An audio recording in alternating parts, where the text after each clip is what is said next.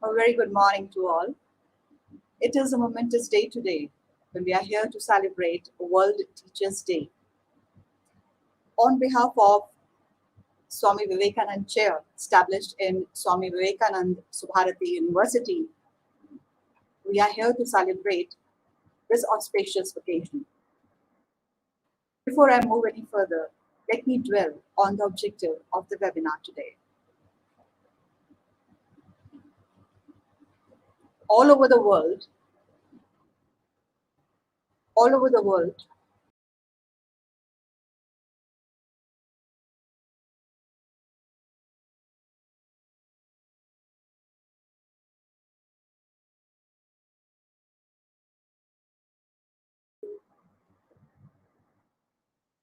quality education offers hope and the promise of a better standard of living.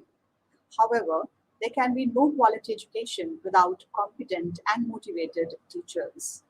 This is what UNESCO quoted.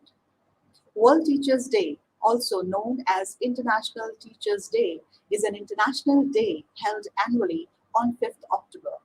Established in 1994, it commemorates the signing of the 1966 UNESCO ILO recommendation concerning the status of teachers, which is a standard-setting instrument that addresses the status and situations of teachers around the world.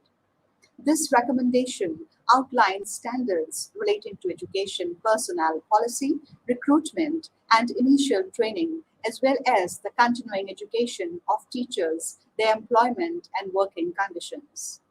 World Teachers' Day aims to focus on appreciating, assessing, and improving the educators of the world and to provide an opportunity to consider issues related to teachers and teaching.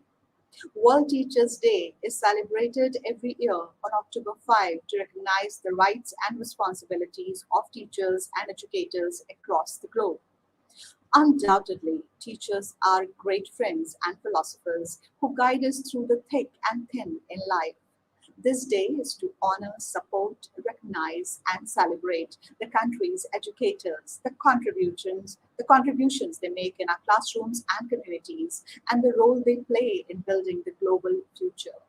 World Teachers' Day presents an opportunity to elevate teachers in ways that build respect for the people and profession.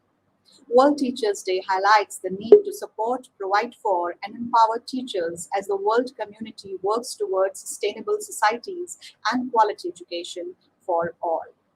The theme of World Teachers' Day 2021 is Teachers at the Heart of Education Recovery.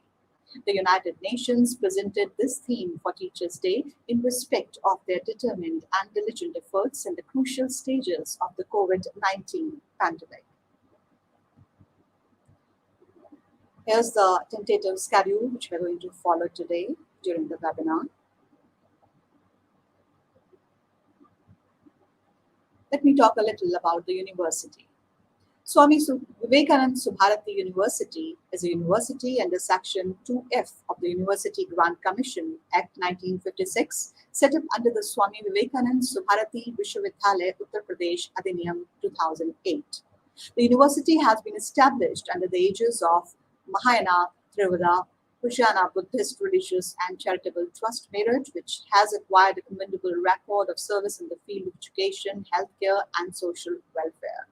The main campus of the university is in the National Capital Region, strategically situated on National Highway 58, Delhi Bypass Road, Meerut.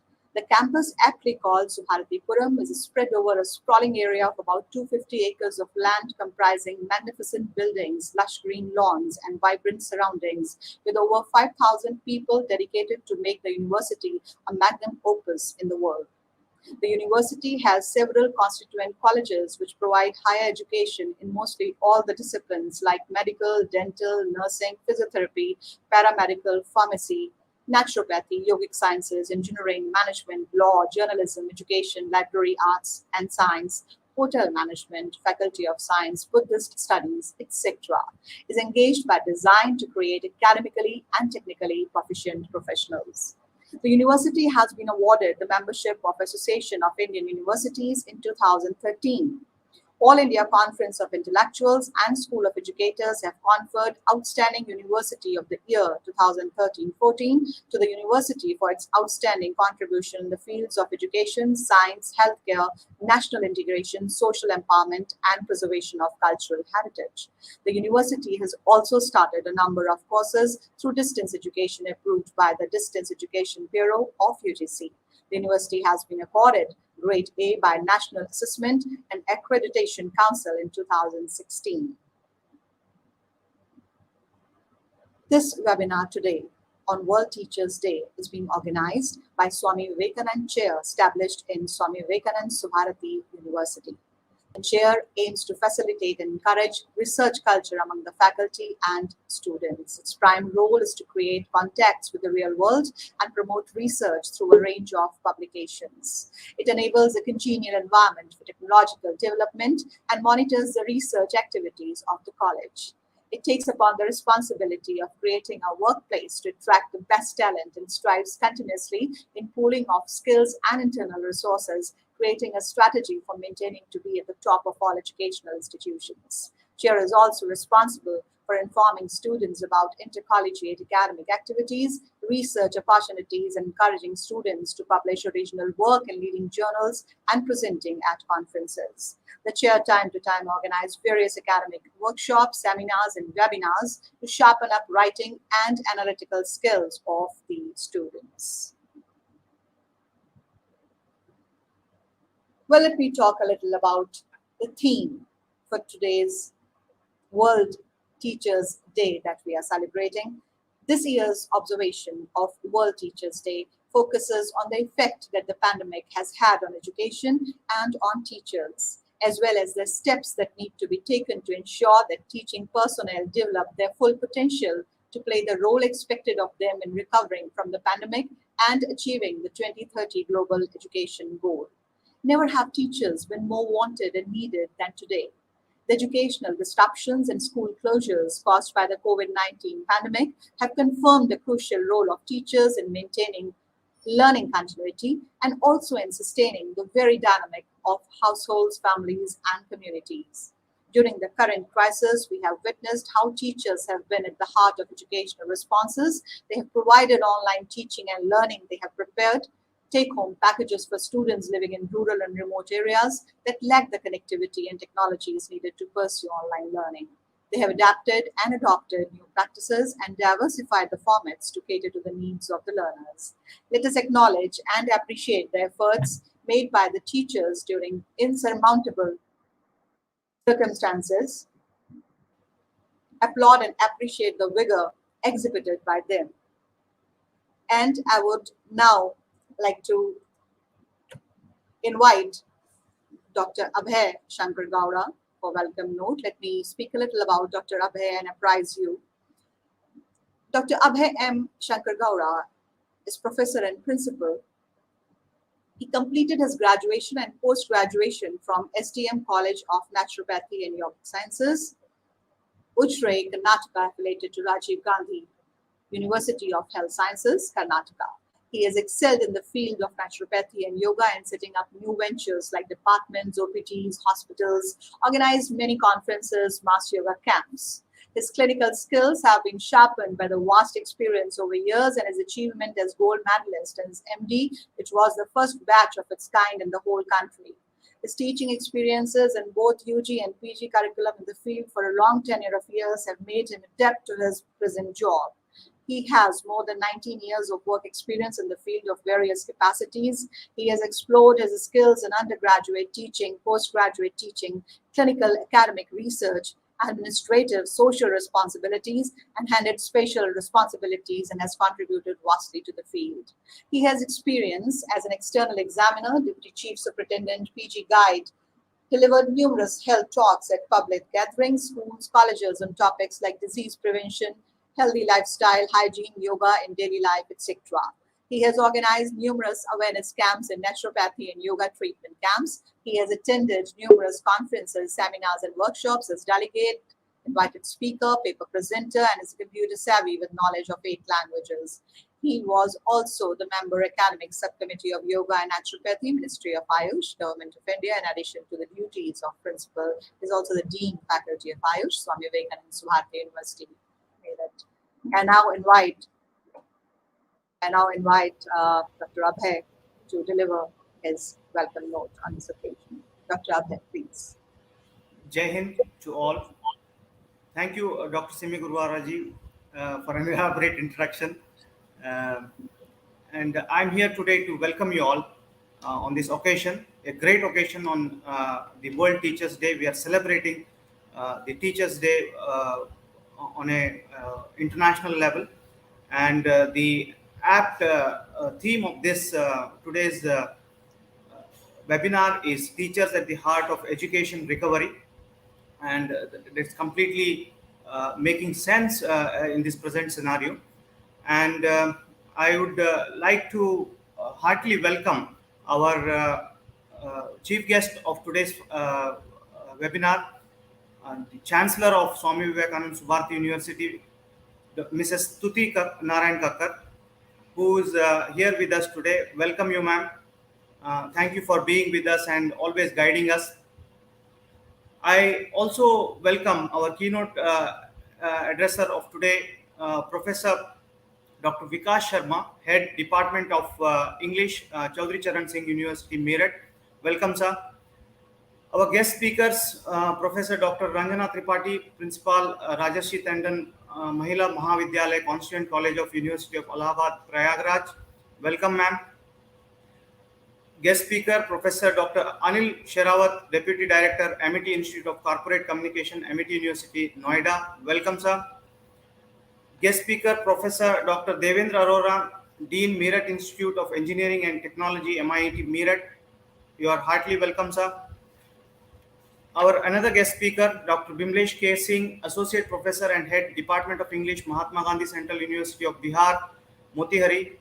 Heartily welcome you, sir, for the webinar. Another guest speaker we have today is Dr. Shiv Govind Puri, Department of English and Modern European Languages, University of Lucknow. A warm welcome to you, sir. Our another guest speaker, Mr. Vivek Mani Tripathi, Assistant Professor, Guangdong University of Foreign Studies, Faculty of East Asian Languages and Culture, Hindi Department, China. You are most welcome to this webinar, sir. Our patrons and inspiration and guides, Professor Dr. VP Singh, our Honorable Vice Chancellor, who's always been supporting to us in programs like this and various activities of the university. Welcome you, sir. Our young and dynamic Professor Dr. Shalya Raj, the Chief Executive Officer of Swami Vivekanand University. Welcome you, ma'am. Our advisor of Samrat Ashok Subharti School of Buddhist Studies and also the president of our trust, Dr. Hirohito, sir. You are warm welcome to you, sir. Professor Dr. Vijay Vadwan, who is our Pro Vice Chancellor of the university and always helping us with all the activities and one of the patrons of this webinar. Welcome you also, sir.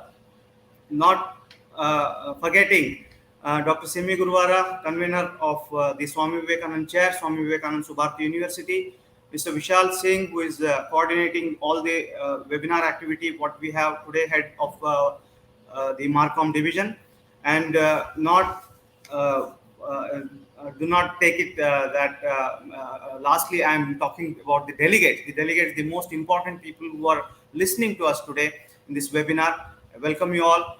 Welcome to all of you heartily, and I hope this webinar would be very, very, very fruitful.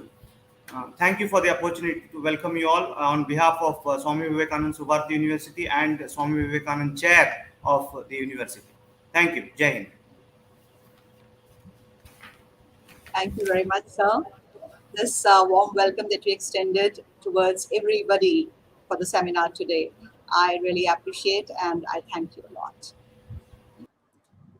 And now for the inaugural address, I would like to invite our Vice Chancellor, Dr. VP Singh. Dr. VP Singh is Honorable Vice Chancellor, Swami Vivekanand University. He has graduated from LLRM Medical College, Meerut in 1975, and soon after he joined Army Medical Services. After 33 years of distinguished service, he retired from the Army as a brigadier in 2010. During service, he did his post-graduation in MD and PhD in anesthesiology from AFMC Pune University and fellowship postdoctoral certificate course PDCC in cardiac anesthesiology from a premier institute, AIMS, New Delhi. He has published more than 40 scientific papers in national and international index journals. Under his leadership and professional excellence, the Department of Anesthesiology and Critical Care at Subharati Medical College, Meerut, progressed leaps and bounds. He was also given the additional responsibility of Vice Principal and Additional Chief Medical Superintendent, SMC. He has been Chairman of the Hospital Management Committee, Hospital Infection Control Committee, Clinico-Pathological Conference, and Death Audits. Presently, he is also Senior Member of Task Force of Subharati Hospital for the COVID-19 pandemic. With his professional acumen and administration skills, hospital services as a whole showed dramatic progress related to patient care, delivery, and outcomes. He joined Swami Vivekanand Subharati University as Vice Chancellor with effect from 1st September 2020. May I now request you, sir, to please kindly deliver the inaugural address for the World Teachers' Day that we are celebrating today. Please, sir. Jai Hind. Thank you, Dr. Simi. It's wonderful to be the part of the today's activity, because today, under the chair of Swami Vivekanand of the university, this webinar has been organized by Dr. Simi Gurwara, who is the professor and the convener of this chair. At the same time, she is also additional dean, faculty of art and social science.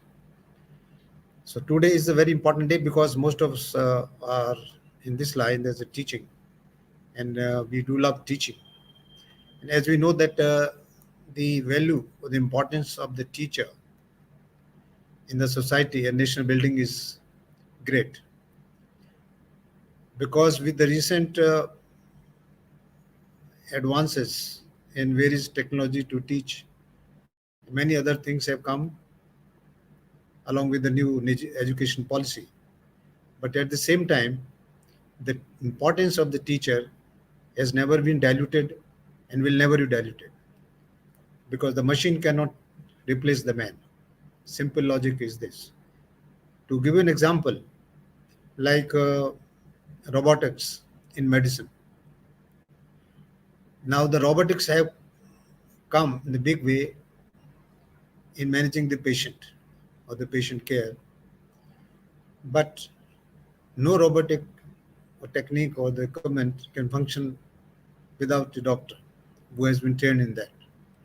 That means the teacher is the heart of education, as the theme also suggests, heart of education recovery by the UNESCO, which has been a theme of this today's webinar on 5th World Teachers' Day. So it is a wonderful feeling to share the ideas and thoughts on this particular day, because teachers, as we know, is not is simply a teacher, but he is a awakener. We all know that when we teach, we also learn. Rather, twice we learn. This is simple logic, because when we teach, our faculty of mind opens up and we try to convey the message to our students, which we have experienced throughout our life.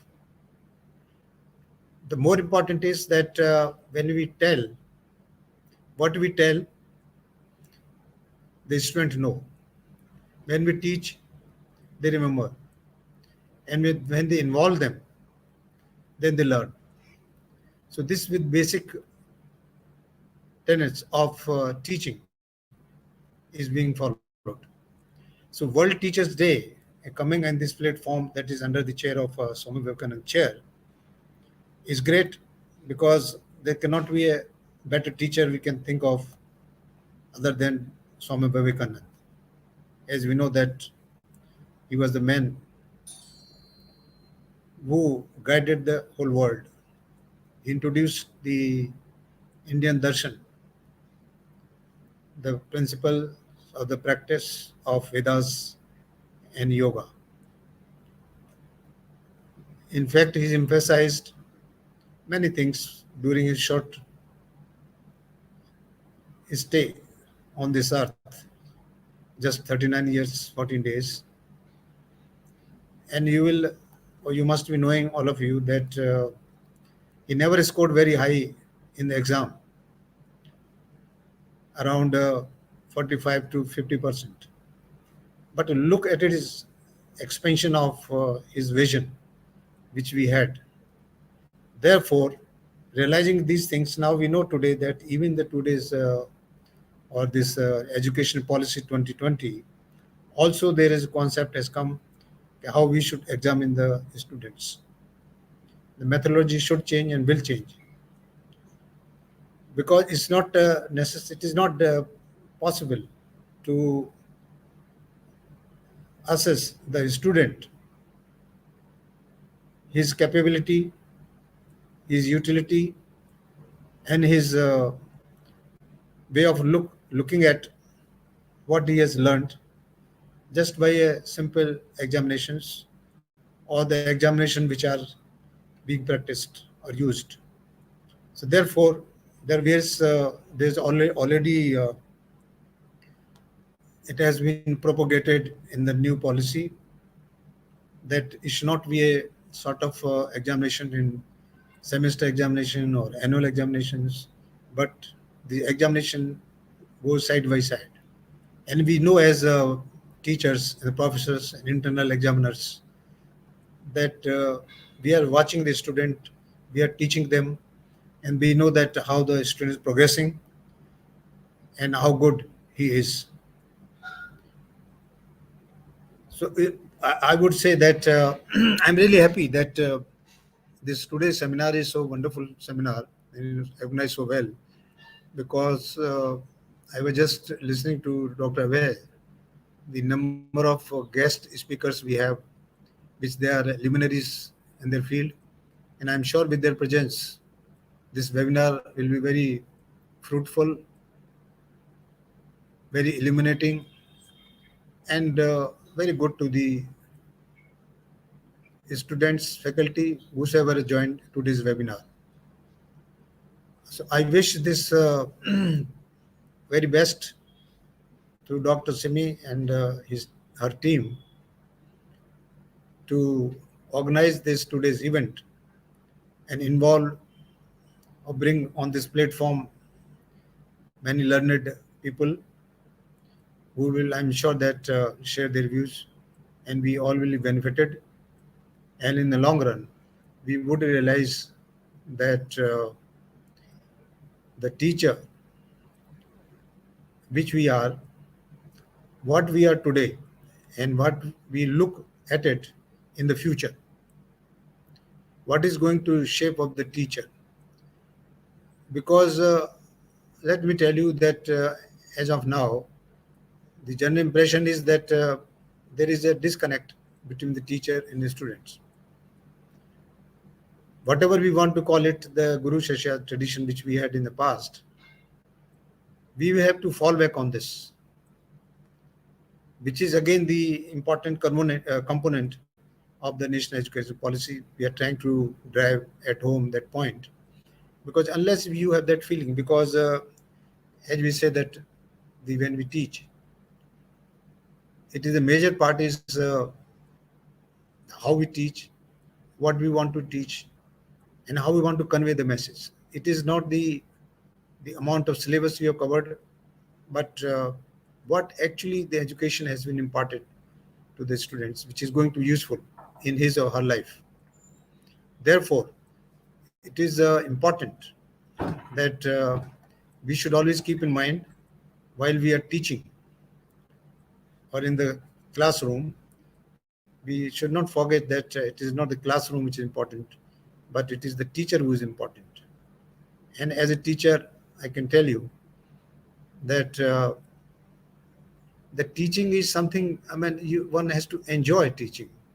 It is not a work. It is a responsibility at large towards the society that I must, whatever I had in my store, I must pass on a good things to a student. And everything is not written in the books. We all know it.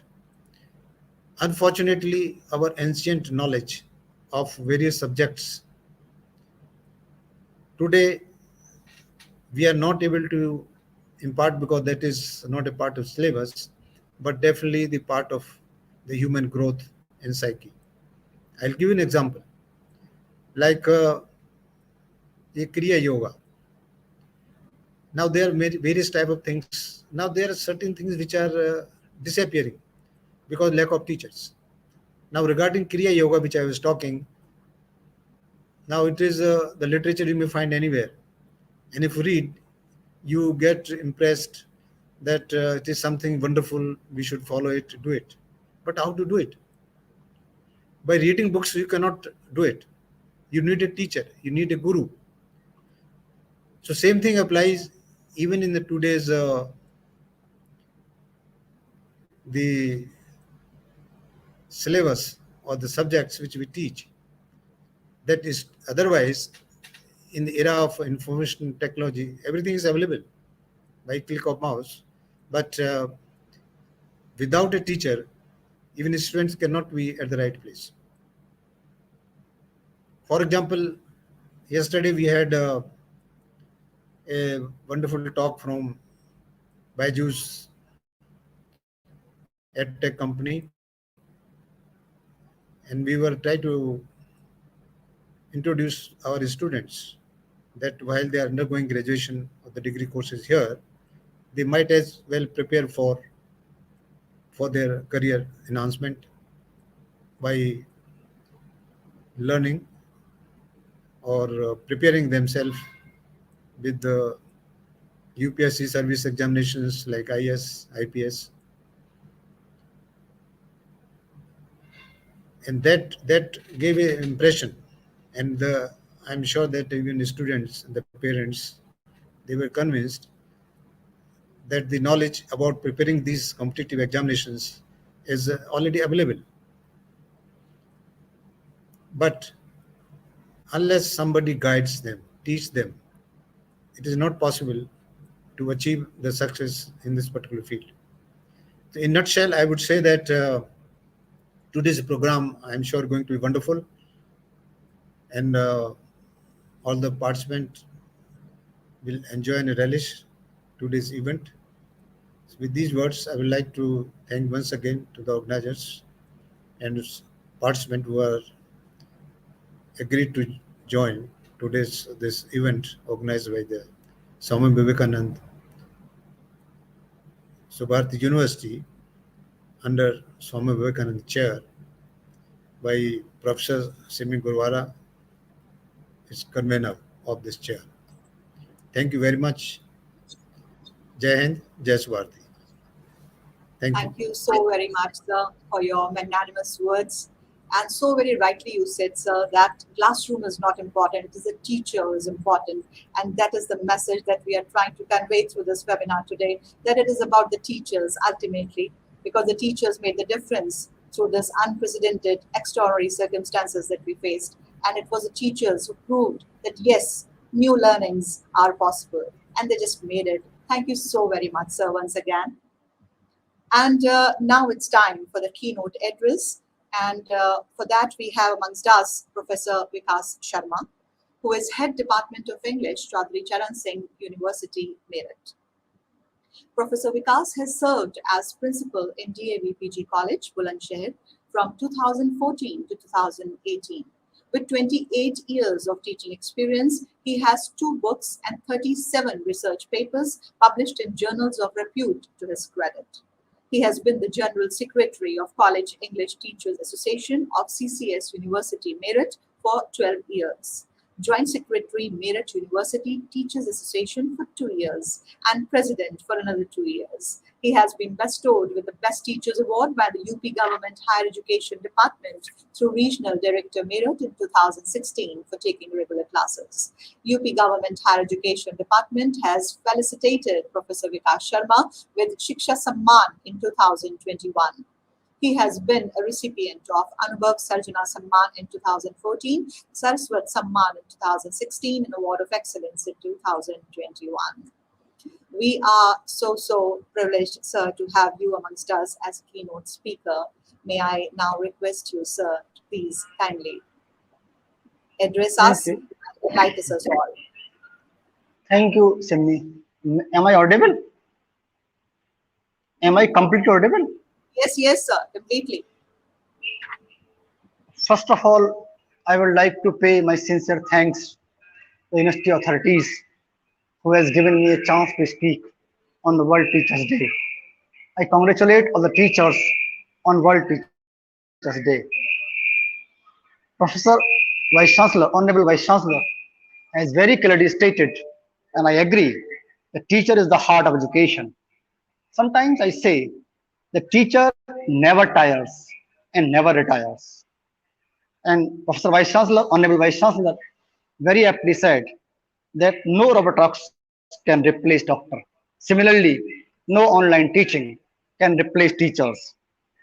My dear friends, when COVID-19 spread like wildfire across the world, public health response was swift. Within weeks, we entered a global lockdown. Most nations sequestered their citizens behind closed doors. Some people reluctantly venturing out to grab what they could out of a set of dwindling supplies before retreating to the safety of their homes, and some deciding that the pandemic would not affect them.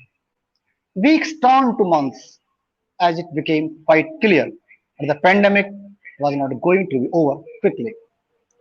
This is when educational institutions, from primary schools to universities, attempted to presume and resume operations virtually.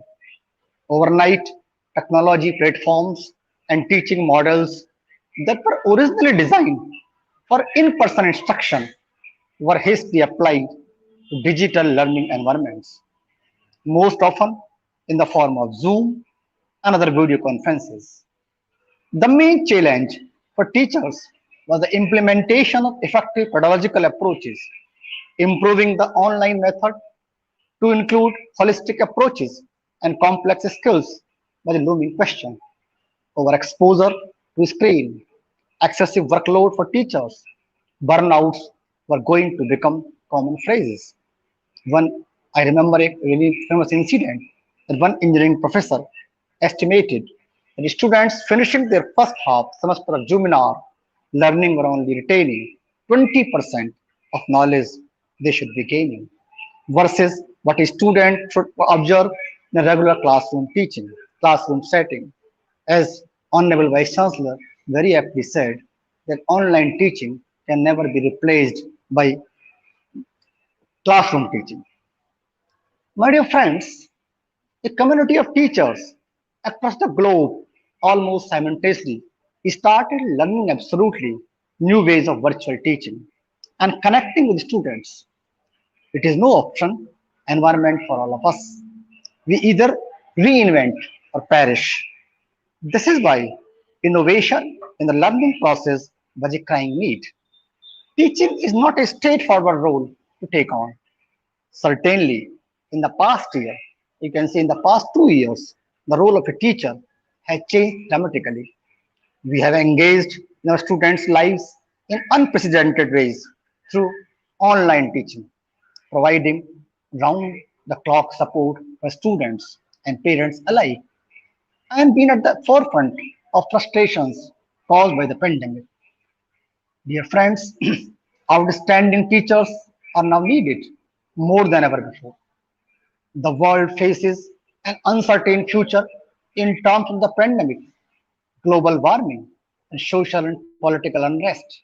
As a consequence, never before have both parents and children alike relied on the inspiration and dedication of highly educated teachers to help guide the world to the next generation and beyond. Teachers are responsible for so much more than just academic success. An outstanding teacher becomes a role model for the students, connecting with them both inside and outside the classroom, and sometimes on multiple levels. Teachers act as role models by facilitating important life lessons and thereby ensuring success in all aspects of a student's life. An inspirational teacher enlightens the students on the power and importance of education, both through memorable lessons and their ability to engage the students in active learning. In an ever changing world, students of all ages look to their teachers for guidance.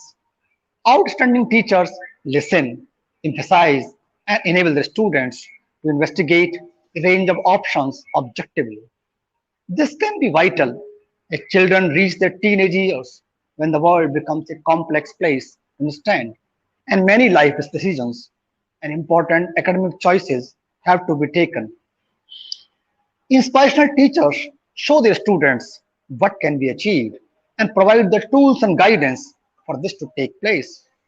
A good teacher will always encourage students to take risk, help overcome self-defeating behavior, speak up in class, and even write a letter to the government and the institute, inspiring a thirst for education, being a role model, having the ability to offer sound informed guidance on the skills of a superhero, just those of outstanding teachers that we need more today than ever before. These are the attributes of the adults who will help parents and families guide and influence the next generation and inevitably the shape of the world to come. My dear friends, heartwarming stories of teachers donating phones, materials from their own salary, going the extra mile, came forward during the pandemic. But these changes have also highlighted that the promising future of learning and the accelerated changes in modes of delivering quality education cannot be separated from the imperative of leaving no one behind. This is true for children and youth affected by a lack of resources or enabling environment to access learning. It is 100% true for the teaching profession and their need for better training in new methods of education delivery as well as support. Last but not the least, this is true for the education community. As a student of literature, I am reminded here Lord Alfred Tennyson's very famous line, the old order changeth, yielding place to new, and God fulfills himself in many ways. Unquote. Whilst some believe that the unplanned and rapid move to online learning with no training insufficient bandwidth and little preparation will result in a poor user experience that is unconducive to sustained growth. Others believe that a new hybrid model of education will emerge with significant benefits. But two crucial factors have shifted due to the pandemic. The first, pedagogical adaptations have proven to be pivotal as the traditional lecturing in person models do not translate to a remote learning environment. No better the type of channel used, radio, TV, mobile, online platform, etc. etc. Teachers need to adapt their practices and be creative to keep students engaged as every household has become a classroom more often than not without an environment that supports learning.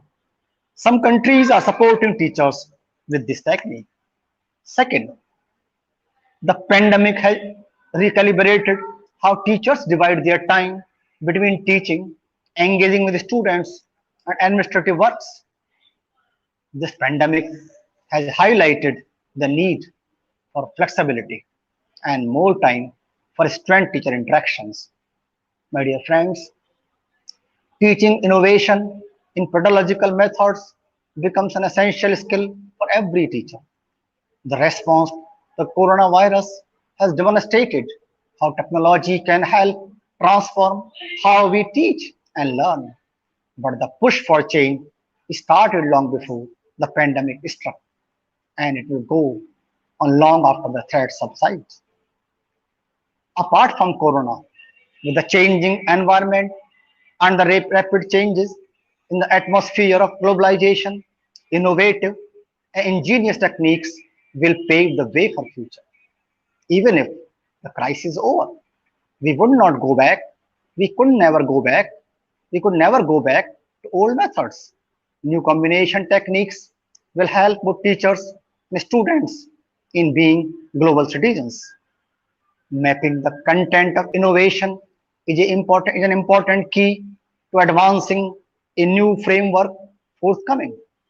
The development in ingenious methods of teaching offer a roadmap that can help teachers and policy makers navigate the innovation landscape, and a first step to building anti-international an international framework for pedagogies. My dear friends, a key lever for improving the participation of 21st century students and the engagement of learners lies in the ability of pedagogies to match the natural inclinations of learners towards play, creativity, collaboration, and inquiry. Achieving such student-centered focus requires deliberate planning. In focusing on the role of teachers as creative professionals, we could build upon ideas that benefit teachers and students in this fast changing era. My dear friends, the university and institute closures have necessitated changes in and in some cases cause serious disruptions to how students are evaluated. In most countries, exams have been postponed. In a few, they have been cancelled. In others, they have been replaced by continuous assessments or alternative modalities, such as online testing for final exams. Innovative continuous assessment methods have received a lot of attention. Student progress can be monitored with mobile phone surveys, tracking usage and performance statistics from learning platforms and apps, and implementing rapid learning assessments to identify learning gaps. Every solution has its own challenge, not ably in terms of equity, but we must remember, and we would remember, that education is not only a fundamental human right, it is an enabling right with direct impact on the realization of all other human rights. It is a global common good and a primary driver of progress across all 17 Sustainable Development Goals by UN as a bedrock of just, equal, inclusive, peaceful societies. My dear friends, when education system collapse, peace, prosperous and productive societies cannot be sustained. That is why some steps are very essential. The pandemic has pushed the world into the deepest global recession in living memory, which will have lasting effects on economics and public finances. National authorities and the international community need to protect education financing by doing to strengthen domestic revenue mobilization, preserve the share of expenditure for education as a top priority, and address inefficiencies in education spending, strengthen international coordination to address the debt crisis, and protect official development assistance for education. My dear friends, strengthening the resilience of education systems enables educational institutes to respond to the immediate challenges of safely reopening schools and positions them to better cope with future crises and crises. In this regard, governments could consider the focus on equality and equity and inclusion, reinforce capacities for risk management at all levels of system, ensure strong leadership and coordination, and enhance consultation and communication mechanisms. The massive efforts made in short time to respond to the shocks to education systems remind us that change is possible. We should seize the opportunity to find new ways to address the learning crisis and bring about a set of solutions previously considered difficult or impossible to implement to some extent. If ever there were a time for people to know the important skills that make up what mental health experts refer to as a psychological first aid, a pandemic is. Like regular first aid, psychological first aid is way of helping someone in pain, except rather than cleaning and bandaging a cut or applying ice to a sprained ankle, you tend to someone's anxiety or distress in a way that will ease it, help restore a sense of equanimity. Many disaster responders and public health professionals have been trained in psychological first aid. But my dear friends, it is the time for the rest of us to join them so we can help our families, our friends, and ourselves. Innovation is considered an alternative or fresh solutions to outstanding challenges, whether particular action or more abstract strategies. The innovation may lie as much in the way it is being tried or with whom rather than specific practices. To be innovative in this sense does not depend on being new. Some of the approaches have been around for a long time. At a system level, the innovation may lie in mainstreaming approaches that have hitherto been marginal. In fact, alternative education has long been a source of inspiration for how teaching and learning can be reimagined. Some aspects which have been widely implemented. My dear friends, teachers who are intimidated by the technology now have to make now have to take the bull by its horns. For many who are proficient at planning and teaching in the traditional classroom, planning for an online setting requires some relearning. Finding the right online teaching platform is just the first step. Learning how to use the various features correctly is very important.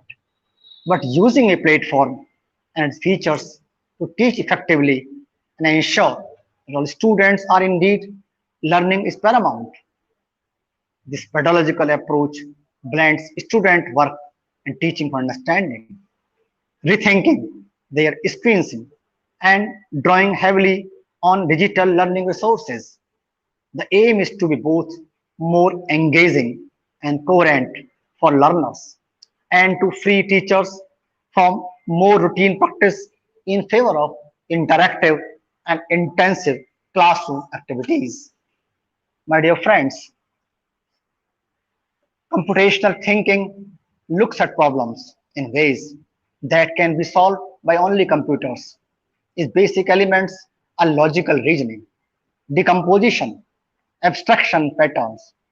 It offers a comprehensive scientific approach, bring together a language, coding, and a process, problem solving, tools, programs, and uses experimentation by doing. This range of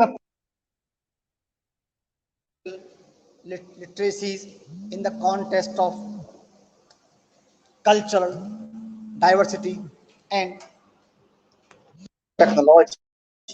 They include critical literacies, which situate knowledge in its political, cultural, and authoritative context. Discussion is central in questioning received ideas and dislocating the hegemony of any dominant language. It promotes multilingual capacities and stimulates students to explore multi-diversity. My dear friends, traditionally, the teacher is an all-knowing foundation of wisdom spouting facts that students are expected to soak up. During my 28 years in education, however, I have come to believe that the proper role of the teacher is to be a learning guide, an educational facilitator, and a broker of learning opportunities. Now that what teachers can do and have done for the education community, we have to think. We can begin to talk about the intense emotions felt by many teachers when it comes to the care they have for the students. Emotion is a strong facet of teacher education literature. A reflective teacher is one who is vulnerable and motivated by forces not entirely conscious or rational. Teaching on any day can be difficult and involves all of the teacher, their physical body, mind, and heart. The work becomes even more difficult when this direct contact must be replaced by online relationship, and many other factors should be considered. Teachers in general are not trained for e-learning programs and activities since this is not included in the curriculum of primary and secondary education, even in university education. In addition, it should be emphasized that in crisis situations, teachers may play an additional crucial role. They can provide psychosocial support to learners. First, teachers can create a safe and supportive interaction where students may express their emotions and experience. Secondly, they can include specific structured psychosocial activities in the teaching learning process that can strongly help vulnerable students. My dear friends, the global pandemic we faced in 2020 has caused a huge intrusion in the spatial relationship between teachers and the students. It is very difficult to remember a time when the out of classroom space has ever intruded more on the classroom space. Teaching is an interaction, an exchange of ideas, and unfortunately, COVID-19 has severely diminished this interaction. For example, a student, students with limited internet access were not able to see one another on Zoom like many others, depersonalizing the classroom environment.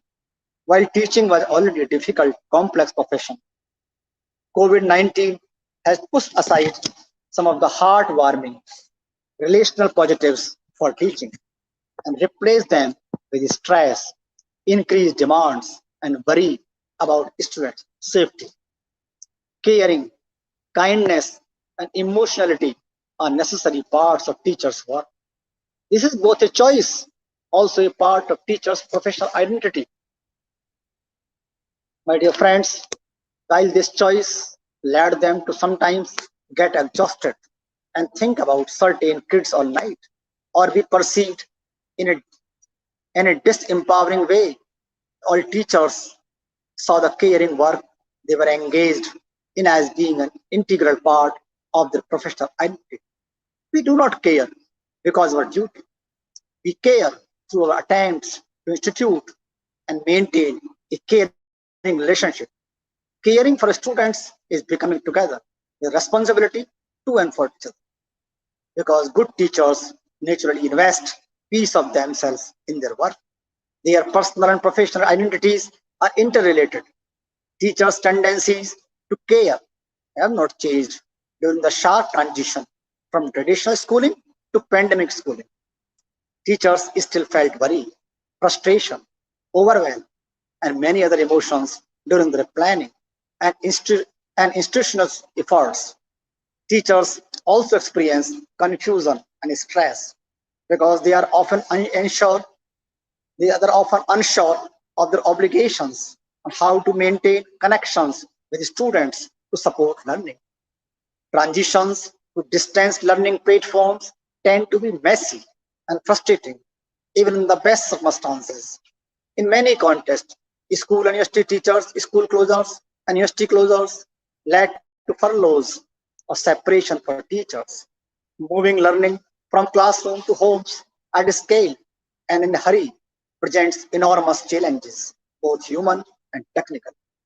My dear friends, meanwhile, on a daily, sometimes hourly basis, we are subjected to bad news as well, all coming from multiple directions. We have lost many teachers in the country, not just about the pandemic, the economy and social issues, but about political scandals, civic tensions, fires, floods, and more without the in-person support of friends, extended family and colleagues. Because of the pandemic, the world seems more uncertain than ever, and uncertainty is a powerful toxin.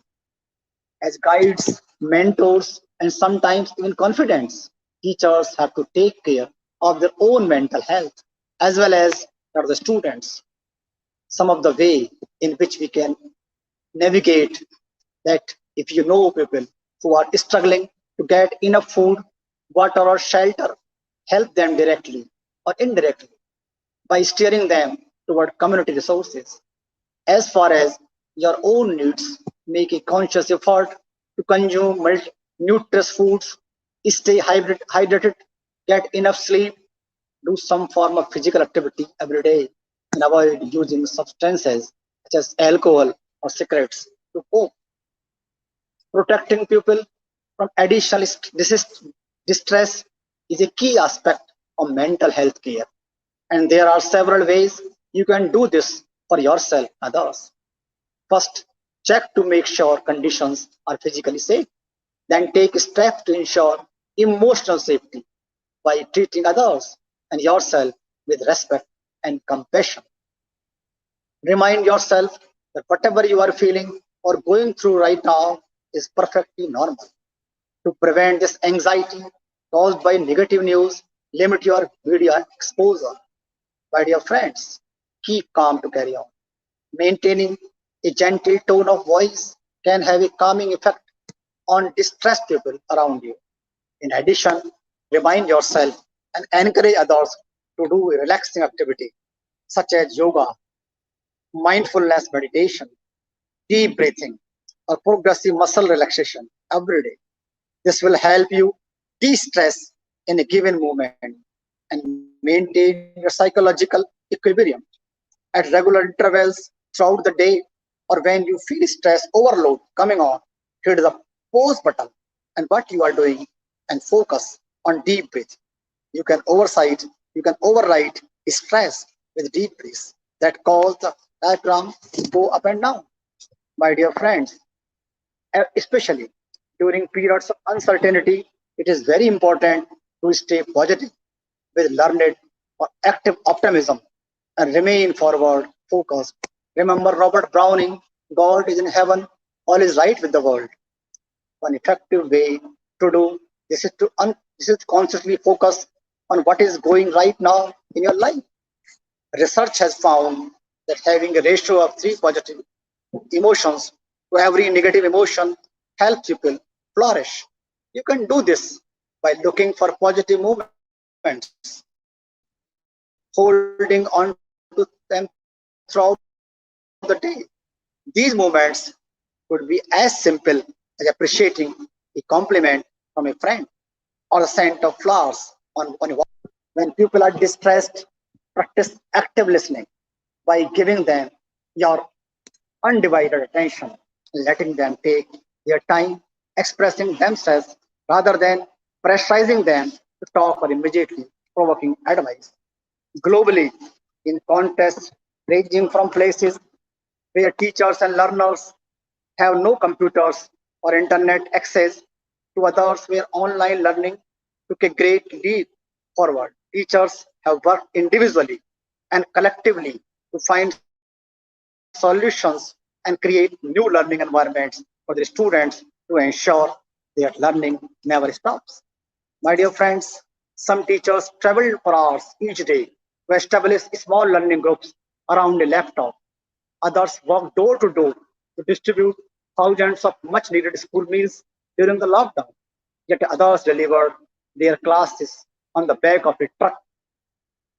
Every year, World Teachers Day reminds us of the critical role teachers play in achieving inclusive quality education for all. This year's World Teachers Day has an ever greater significance in light of the challenges the teachers have faced during the COVID-19 crisis. As the pandemic has shown, they make a crucial contribution to ensuring continuity of learning and supporting the mental health and well-being of the students. In this crisis, teachers have shown, as they have done so often, great leadership and innovation in ensuring the learning never stops, that no learner is left behind. Around the world, teachers have worked individually and collectively to find solutions and to create new learning environments for the students to allow education to continue. My dear friends, we have faced pandemic countries. We know about many countries which have faced this situation. For example, education leaders designed a strategy in Cambodia that combines SMS, printed handouts, and continuous teacher feedback, taking advantage of the high mobile phone penetration in the country. This approach goes beyond providing low technique materials. It gives information on how to access learning programs, ensures students access paper-based learning materials, and includes home visits to monitor distance learning activities. Now, in the end, I would like to say it is the time to recognize the role of teachers in helping to ensure a generation of students can teach their full potential, and the importance of education for short time stimulus, economic growth, social cohesion, and inclusivity during and after COVID 19. Now it is the time to reimagine education and achieve our vision of equal access to quality learning for every child, every student, and every young person. My dear friends, like a phoenix, we can rise together better and stronger than ever. Thank you. Thank you very much.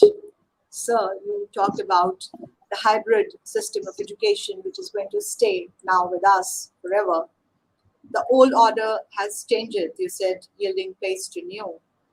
And you have talked about these stressing techniques. You've very exhaustively presented the entire scenario that we had gone through, faced, and emerged as winners. So the teachers who have been the crusaders in the learning continuity during the unprecedented times of COVID-19, you have presented all that too well, sir. And the most important lesson that we have learned through you and your presentation today is that learning never stops. With these words, we thank the keynote speaker, Professor Vikash Sharma, once again, and I'm very delighted now to invite our next speaker, a very distinguished speaker with us, Dr. Ranjana Tripathi. Professor Ranjana Tripathi is principal in Rajshri Tandon Mahila Mahavidyalaya, Constituent College of University of Allahabad, Prayagraj.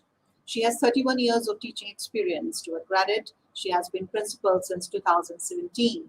Alongside, she has been coordinator NAC team from 2003 to 2017 and member of various academic and administrative bodies of university and college. She has published 3 books, 26 research papers, and 8 chapters in books. She has played a key role in the development of e-learning resource for EPG Pathshala. She has delivered invited lectures in international conferences like 3rd Global Conference on Diasporas, held at interdisciplinary.net Mansfield College, Oxford University, Oxford, United Kingdom, from 7 to 19 July 2010, an international conference on literature, languages, and linguistics, held at Athens Institute for Education and Research, Athens, Greece, on 12th to 15 July 2010.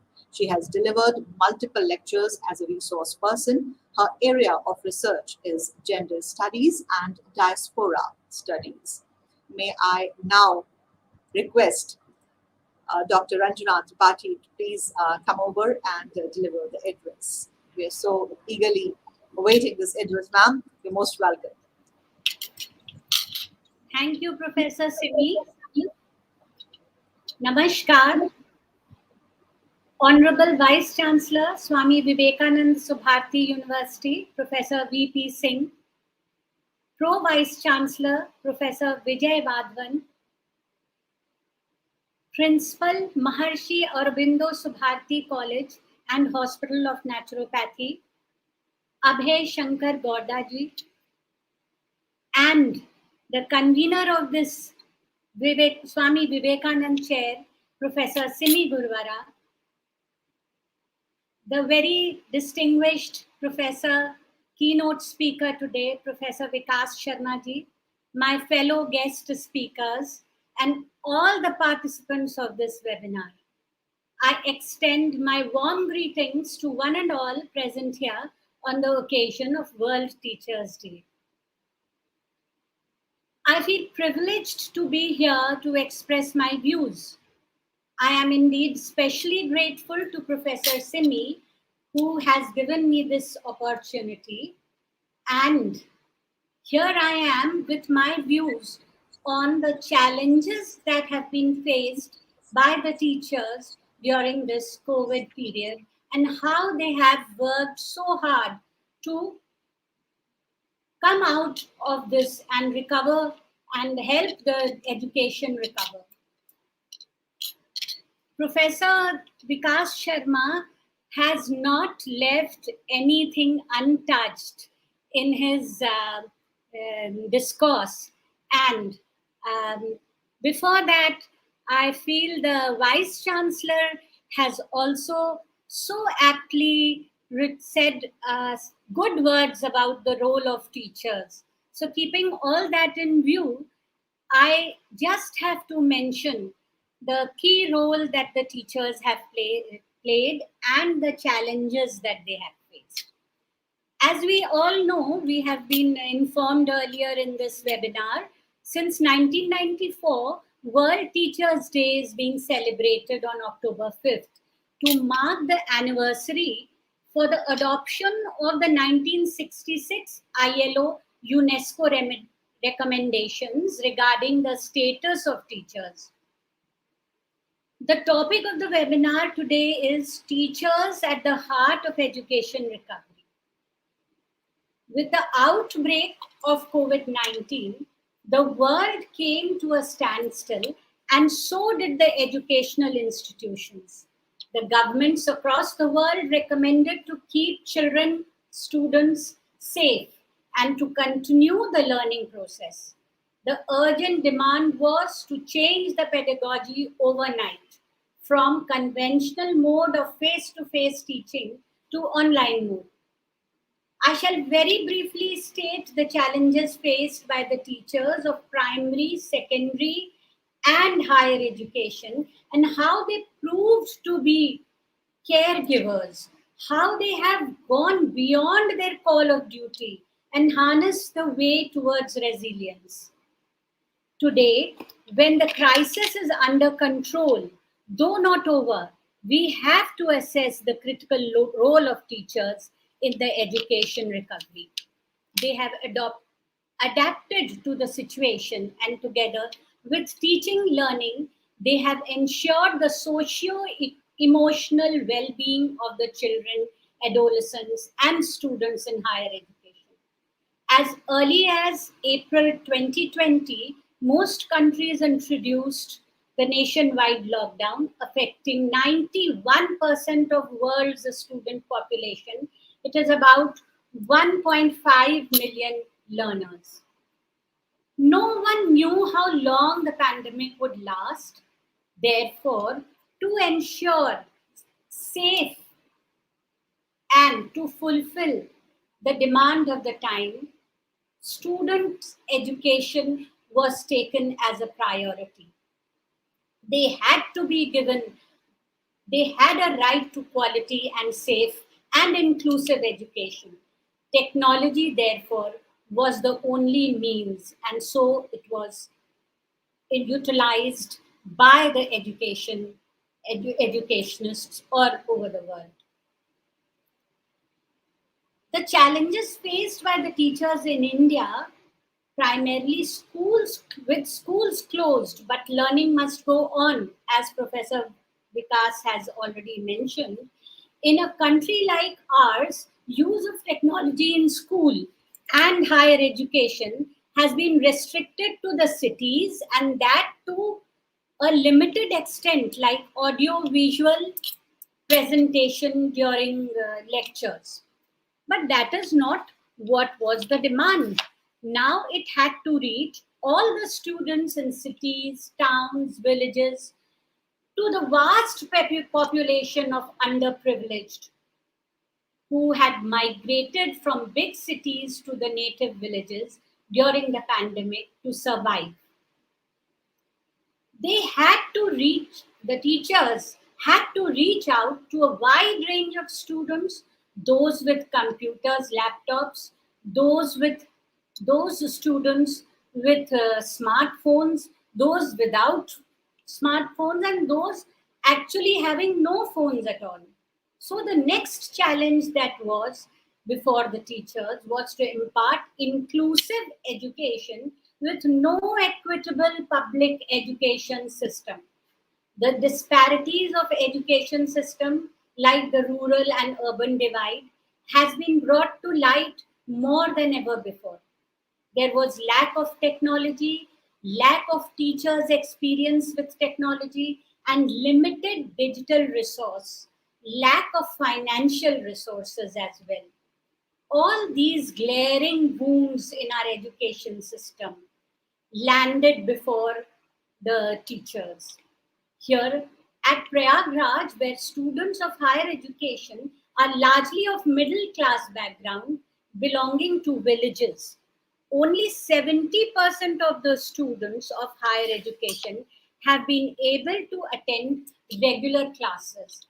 Since I personally have taught girl students, the gender bias has come to light. There are families of students where the brothers are provided with smartphones, and only if their classes are not being held, they share their phone with their sisters. I myself and many of my colleagues have given our own phones for the purpose of education to our students who could not have access to it. The government noticed all this and provided platforms like ePathshala and Swayam to the students, and also in the villages they have been provided with radio classes, which was a very new approach to teaching, but this had been going on since a very, very long time. So it was like done once again for the purpose of this emergency.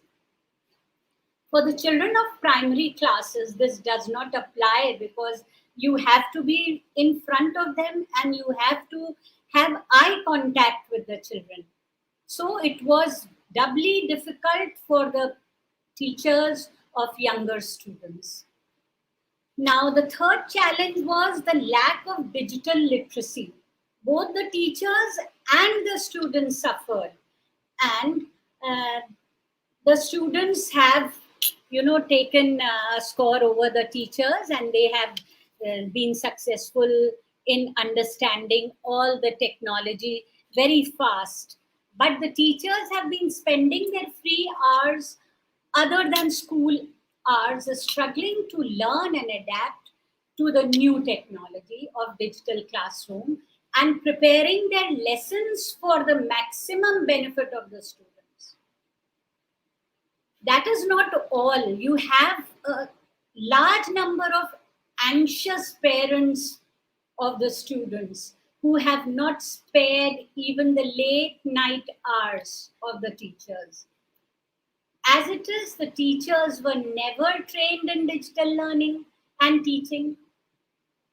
Even in their uncharted territory, they had to be their best, retreating to the ebb, their own family and health issues, their own emotional health. The interaction was now more with the parents. It was as if the teacher is a step away, just in front of the parents, and available online on WhatsApp 24/7. Another challenge before the teachers was evaluation and conducting tests, assessments, examinations, because without that, we do not consider education to be fruitful. It was not for the purpose of assessment of their learning abilities, but it was more just to keep them engrossed in the process of learning. Because without that, they would have had the attack of emotional outbreak would have been even larger. So we had the copies, answers, all copied from the books, of course. And even then, there was the assessment. And as I said, this was not all. The parents were, furious about how were the marks deducted. So this all that was done at home came to the forefront and was to be faced by the teacher. So the challenges are all across, but no one but the teacher had to face it single-handed, because that was the only window to the world that the people were having. You could not connect with anyone, you could only connect with the teacher. So the teacher had to be there to hear every grievance of the student as well as the parents. So another challenge has been that the new set of students in the new session have never met their teachers face to face. They have hardly known each other, and that is a vital problem. It does not help in healthy development of the students. One really does not know how to tackle the students. They are not in. They do not understand what you are. They have a distance which should not be there in a class, and that is how it has been. So since this is a very new field for us, now maybe in years to come, we will have a blended way of teaching, and this will be adopted forever and ever. And you never know when such outbreaks of diseases keep on coming, because the seeing to the environmental status, such things can keep happening. But nevertheless, we are very positive about how to tackle these situations. Some very painful issues that are there is harassment of the teachers. Here I'm speaking on behalf of my dear teachers of the schools and colleges. And sometimes when their credibility is doubted and evidence of taking classes have been asked to provide. So it's not only the classes online that they have taken, but they have been very supportive in the emotional, in tackling the emotional health in these troubled times. And sometimes it is very painful to say that their salaries have also been deducted on this basis. It is not that the teachers are only teaching their students. They are working hard to fill the learning gap, to bridge the gap, and are also addressing the social emotional needs that and safety concerns. All this is taking an emotional toll on the teachers as well. So another great challenge before the teachers has been to keep the students emotionally stable during these times, and the boys and girls who are waiting for their examinations at such times have actually suffered trauma. For years, they have been working hard to get success in their competitive exams, but with the uncertainties, everything for them came to an end, and teachers stood by them to support as pillars. It is at such times when the role of teacher is a real challenge. On the one hand, there are the sustainable development goals set by the UNO, and these goals vouch for the right to equality, to quality education for all children and adolescents by 2030. And on the other hand is the pandemic. The teachers have played and shall always play a very vital role, and they are at the heart of education recovery. If we analyze the situation, we find that education of the youth and children could not be stopped if it is not the course or the syllabus alone that suffers. The fact is that the psychological condition of the children during the pandemic with no one to share with will have an impact on the minds that will not be dimmed ever throughout their lives and might lead to severe consequences, psychological upsets. Quality education can provide a sense of predictability and routine for children.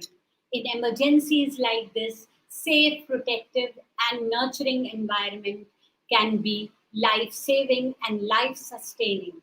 You cannot imagine the extent to which such issues can trouble the children all through their lives.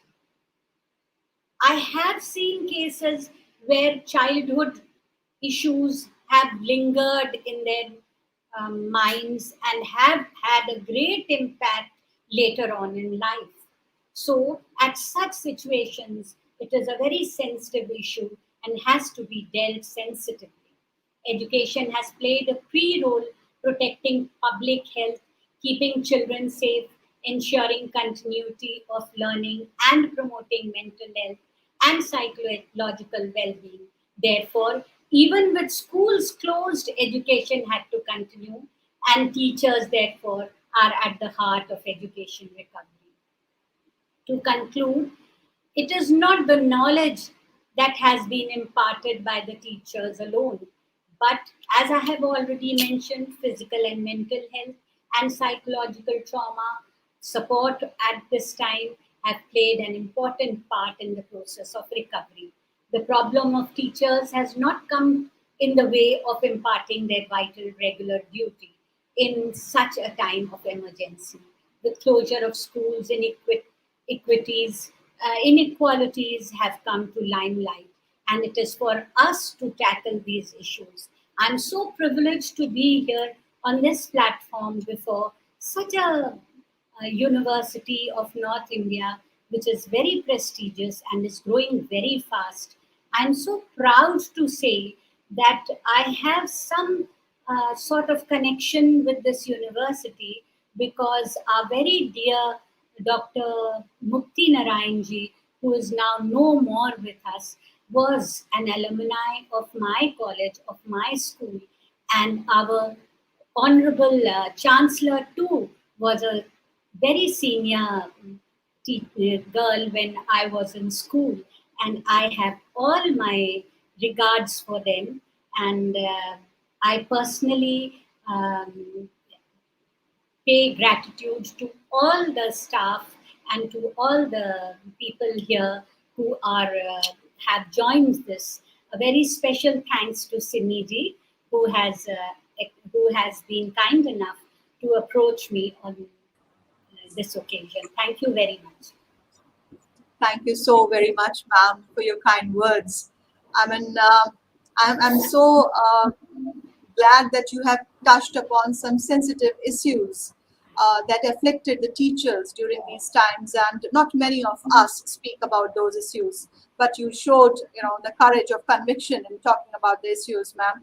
I respect your courage of conviction, and I respect the way that you have paid a tribute to the teachers who worked so wholeheartedly during those difficult times. Thank you for your time, ma'am. Thank you so much. Thank you. And as the next speaker, now we have amongst us a very distinguished on that, Professor Dr. Anil Sehrawat, who is Deputy Director, Amity Institute of Corporate Communication, Amity University, Noida. Professor Anil Sehrawat is a versatile academician and researcher with specialization in the field of writing in English as a second language, communication skills, and emotional intelligence. Besides holding 2 PhDs, English and Education, he has done MA English, MEd Gold Medalist, and MBA HRM. He has attended 4th IESEG International Summer Academy 2011 on Intercultural Communication, International Human Resources, and Social Entrepreneurship, organized by IESEG School of Management, Paris, France. He has over 15 years of relevant experience of classroom teaching, academic research and development and administration. He teaches business communication, intercultural communication and persuasive communication, English language and organizational behavior at postgraduate and undergraduate levels. He taught managerial oral communication and managerial written communication at JP Business School from 2010-11 and was responsible for course design and development. He has also taught business communication at IIM Amritsar and has been associated with CII School of Supply Chain and Logistics since 2017. Professor Sehrawat has conducted workshops on communication skills, emotional intelligence, leadership, and conflict management at various institutions, universities, and MNCs and other national bodies. He has authored 30 quality publications and 8 books in the areas of English as a second language, Indian literature in English, and British literature, and 10 book chapters. He has presented 31 papers in international and national conferences. He has supervised PhD and philonemic students. He has successfully supervised 3 research scholars, and currently 4 scholars are working under his supervision for their PhD work. Such is the illustrious resume of our distinguished speaker for this webinar, Dr. Thank Anil you. Sehrawat. Thank you, Dr. Simi, for such a generous introduction. And You're a most very welcome. good morning. A very good morning to one and all present here. Honorable Vice Chancellor Professor VP Singh, Pro Vice Chancellor Professor Vijay Wadhwan, Principal Professor Abhay Shankar, our own convener Professor Simi Gurwara, fellow speakers, dear participants. I'm here to share my views on challenges and gateways in post-pandemic classroom. And before I start sharing my views on this post-pandemic classroom, I would like to share 2 experiences in the classroom before this pandemic era. One, when I was attending my summer academy at Paris, there we were having a professor from South Africa, and he said, the solution of today is going to be the problem of tomorrow. At the moment he started his class with this quote, the problem and the solution of today is going to be the problem of tomorrow. I got curious how it is going to be the problem of tomorrow. And on this theme, my presentation is based. Second thing, when I joined MIT University and I was given a course, and when I was going to my literature class with my laptop, and when I reached into the classroom, I found that there is no overhead projector installed in the classroom. I got curious and then I approached one of my colleagues to check about the projector in the classroom, and the colleague of mine was having a big question mark in his facial expressions. And then there was a question, how can you teach literature with the help of PowerPoint, or why do you need a projector to teach a literature course? Literature courses are meant to be taught in lecture method. And I can't forget that date, 18th March 2020, the day UGC circulated the letter that the classes are suspended due to pandemic COVID-19. And there was a question in our mind that how to go about it or what next, and to find the solution to this, how to continue the academic continuum. We were there, and in MIT we were ready to deliver our classes online from 20th March. Same is the situation with other universities, and to my knowledge, to my understanding, every private university was proactive in transferring the face-to-face class into online mode. The teachers, or we teachers, got one day to transform ourselves into, I say, radio jockey. Why I say the radio jockey? Because the communication became one way, and the audience who we are so accustomed, we are so used to, and our development of idea, thought, or delivery of content is based on their feedbacks. They were missing. What was there? Like a radio jockey has a mic, we had our screen. So our journey started, and this is the solution, or the solution we proposed to the challenge we were put, how to continue our studies in this pandemic. And the teachers have done a really wonderful and tremendous job, that they transformed themselves into online teachers, one thing. Second, they became a support system to the students, and in addition to their academic duties, their academic responsibilities, they were looking after their own families. And in such a situation, our fellow female teachers faced a bigger challenge. But we came out of this situation, or we met this challenge successfully. Now, the pandemic has entered into the phase of endemic, and another thing, we have started moving towards the face to face classes, or you can say the hybrid class. So now I imagine that what kind of challenges we are going to face in a post pandemic classroom. And the first challenge which comes to my mind is the psychological stress. A student has faced a kind of house arrest. Many students have seen their parents getting infected, or other family members. Many have lost their family members. Then they were having academic challenges.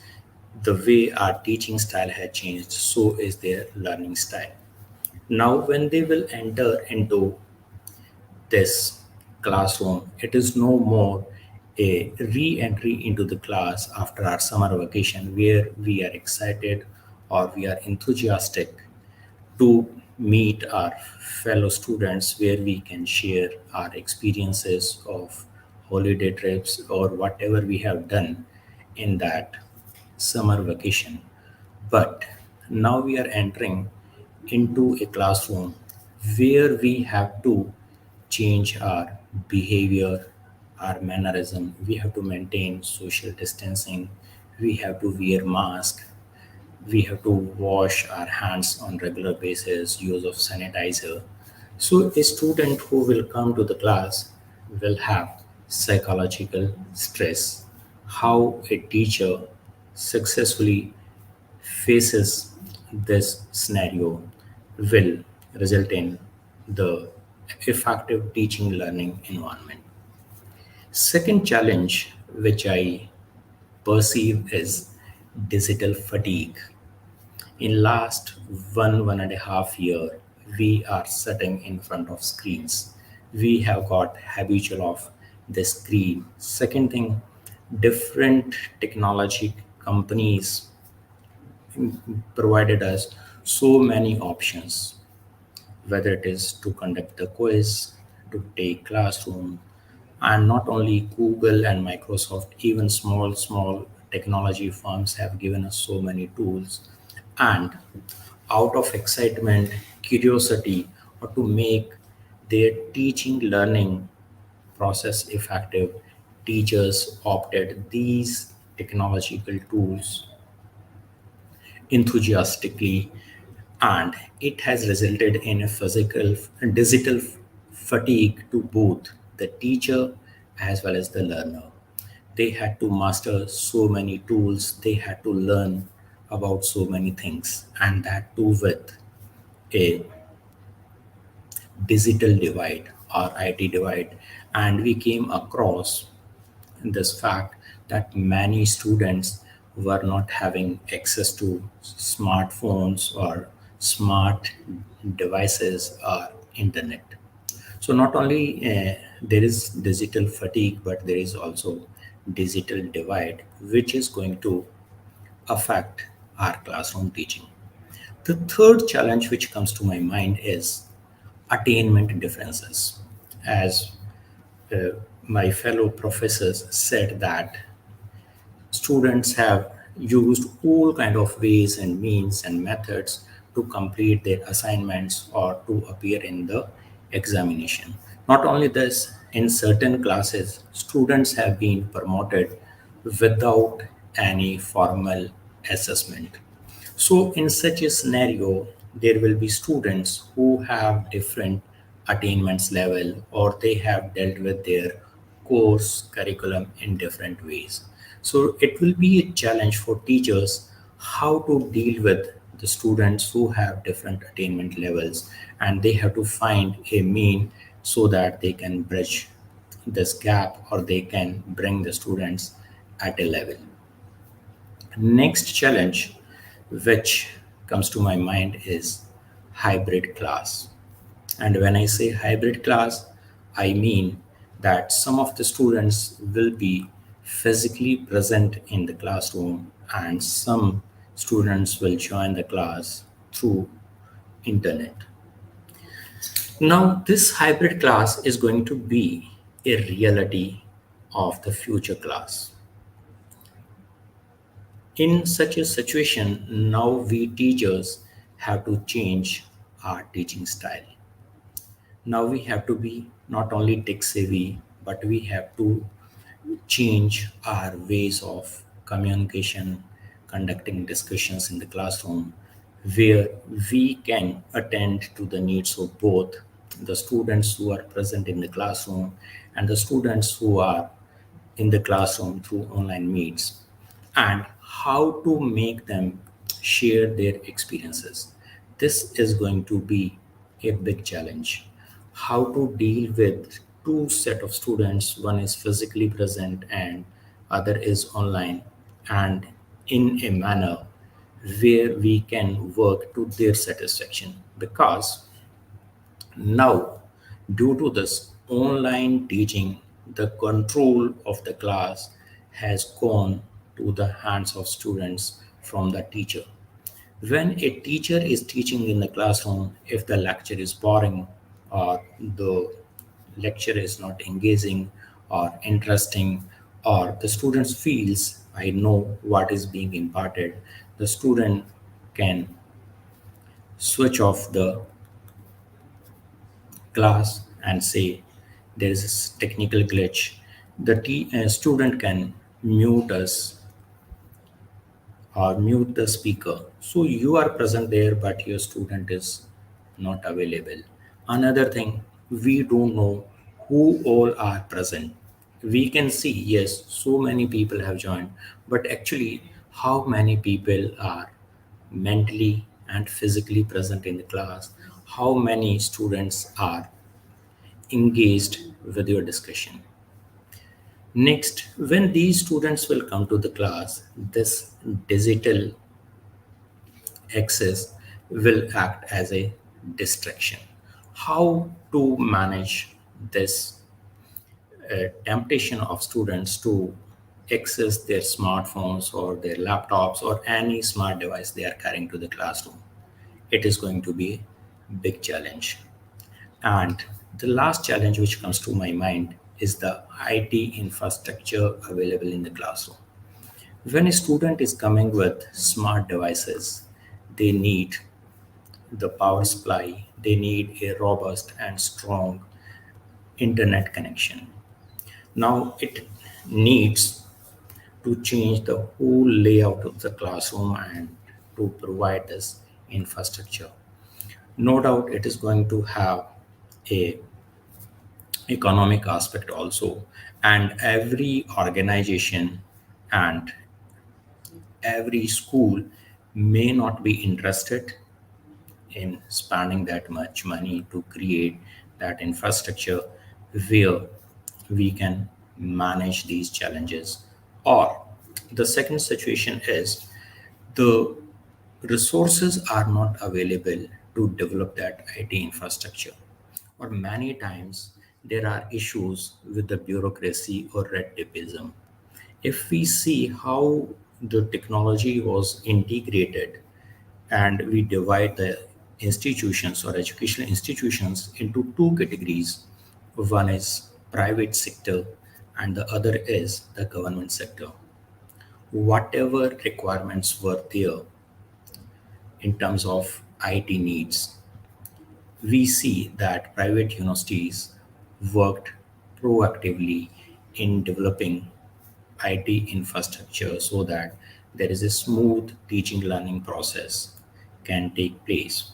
On the other side, many government institutions faced rate tapeism and they could not take timely decisions to implement the new IT infrastructure and the classes were hampered.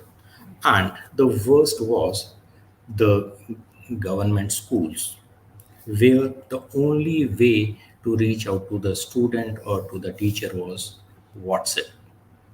A teacher is sending the assignment on WhatsApp and the students are replying back on WhatsApp. And still, many governments are claiming that they have successfully implemented the new age technology and they conducted the teaching learning program. So, in my opinion, these are some of the major challenges which will affect almost every class. Now comes to the gateway. What comes to my mind to deal with these challenges? I suggest three steps. And my first suggestion is learner centric and individual oriented pedagogy. Now, no more space for teacher oriented pedagogy or teacher centric classroom.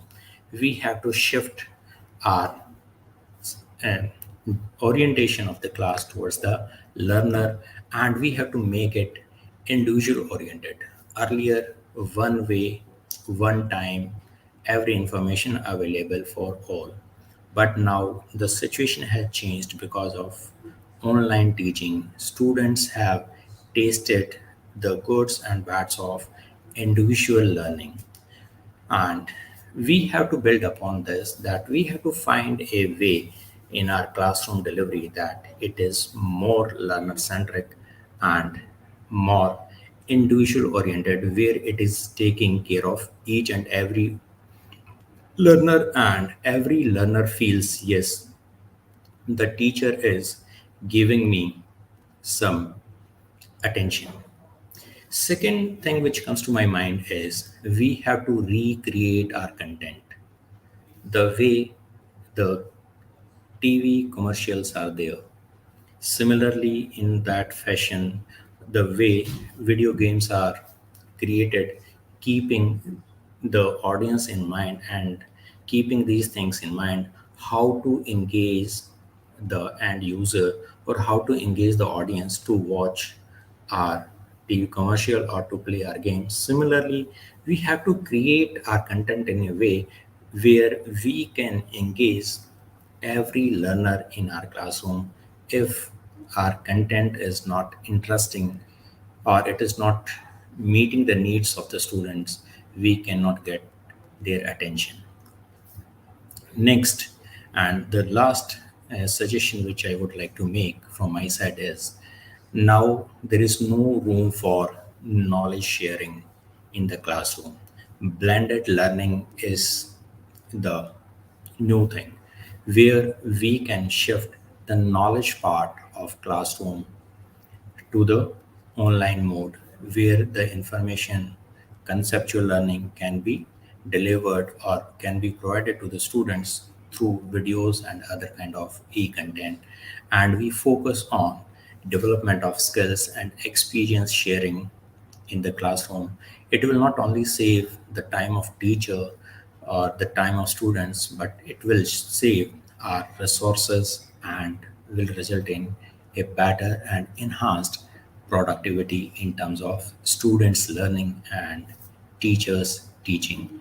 That's all from my side. Thank you very much. And again, I'm thankful to everyone for giving this opportunity to me to share my ideas at this platform. Thank you very much, sir. You talked about challenges, you talked about pathways, and very rightly you have pointed on the creation of the content which has to be redesigned and refurbished, because till date we have been talking about things that are very traditional in approach. We need to be now thinking about some out of the box ways of teaching our students, so that this hybrid class of ours, which is the future, of course, of education system, is sustained and the students are pretty much engaged in the classroom situation. Thank you so very much, sir. Thank you, ma'am. Thanks a lot. Thanks. And for the next speaker today, we have amongst us a very distinguished one. On that, we have Dr. Devendra Arora, who is Dean, Meerut Institute of Engineering and Technology, MIET, Meerut. Professor Devendra is an alumnus of IIM Kolkata and presently Dean of MIT Meerut. He is also founder president of the internationally recognized Sports Academy Association of India, that is SPA India, duly recognized by Ministry of HRD, Government of India. Professor Dev Arora is first Indian academician and a crusader of sports management in India and sports management guru, who is solely credited with government-recognized several copyrights for intellectual creations like curriculum design and sports management, sports song, Khelega India, the 21st century management education, who produce, we produce, you play, must manage, always stress and time, besides case studies, Ford versus Ferrari in IPL cricket. Under his leadership, SPA India has launched Government of India employment-oriented online programs like International Executive Certificate in Sports Management. They signed MOUs in countries like Armenia, Slovakia, UK, France, besides making pan-India presence in the country. We are so very glad to have amongst us Dr. Devendra Arora, and it's a privilege to have amongst you all the speakers, and so kindly you gave your consent and spared your precious time to be a part of this webinar. And I'm sure that today the participants of this webinar are going to take away some solid, valuable lessons as to how to cope with the pandemic situation and how to emerge as a winner.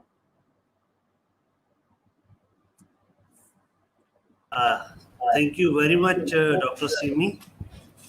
I think the first question on webinar, am I audible? It's always asked. So Yes, if you we are. get the yes means you give a green signal to me. Yes, very clearly. Yeah, I'm very glad and grateful to Subharti University and Dr. Simi, Dr. Abhay and Vishalji, who is giving, I think, a technical support to all of us. Thank you, Dr. Vishalji. Honorable Vice Chancellor, Dr. VP Singh, Dr. Shalyaraj, and Stuti Narayan Kekarji. Definitely, Dr. started as a keynote speaker of the day, and he delivered each and everything, because once you are a speaker number 4, 5, 6, 7, so you thought that what you are thinking to say, that already is spoken by your other speaker, and it makes our way so easy. Like you all, my speaker, making a great highway for me so I can drive well. So thank you very much, Dr. Vikas ji. And Professor Anil Sarawa took the very good problem statement with solution, because a number of people shows that there is a problems everywhere. No one give a solution. But thank you, Dr. Anil ji. You give a solution to all of us. And definitely, if I talk about Dr. Vikas, he talked about the innovation, great leader, inspire the students. It's truly, truly admirable. and they must be creative. And Dr. Vikas, I able to see he's a bird lover. We able to see the two pigeon in his cabin. And if I talk about Dr. Ranjana Tripathi, very simple, sober. She talked the one line is the extra dedication on learning, and very much things she told emotions. Yeah, it's a big damage of the emotions of both side, teacher and students. And ultimately, yes, we are agree. There's a no substitute of face-to-face teaching on online teaching, but it's time comes we need to change ourselves. Now we have to accept it. There is a one very big line which I normally use in my life. Then if you change with the time, just you can survive only. If you change before that change, then you will get the success, which is very important for all of us. And emotional things, as working the responsibility of the dean, my student. Yeah, definitely the number of parents they came in the first day to our office, they hand over the responsibility of their boys and girls. Now this is your responsibility, professor, and I be able to see the tear of hope. So they are giving us a responsibility with a tear of hope that after 2 years of the PG program or 3 years of the PG program, or might be somewhere it's the integrated 5 year UG and PG program. Once the convocation day, again the parents gave the tears, but that tears of happiness. So we teachers are playing the role from tear of hope to tear of happiness. We converted their word as a successful citizen. I'm not saying a very big successful in this materialistic word, but yes, be able to convert him or herself in a successful citizen. So ultimately, when we talk about the so many things I listen from eminent speakers, and I wish to share my screen if I am able to. Yes, I find because this is the first time I'm using this platform. Otherwise, people are very much familiar with the Zoom, Google Meet. So I'm going to window. Yes, yeah. So it is a one again learning. Anyone can see me. This it's a anyone everyone can see the screen. Yes, yes, it's visible, sir. Yes, It's it is visible. visible. Yeah. Yes. I am visible also because I can able Yes, to sir. see Yes, screen sir. only. Yes, sir. Okay, okay. Yeah.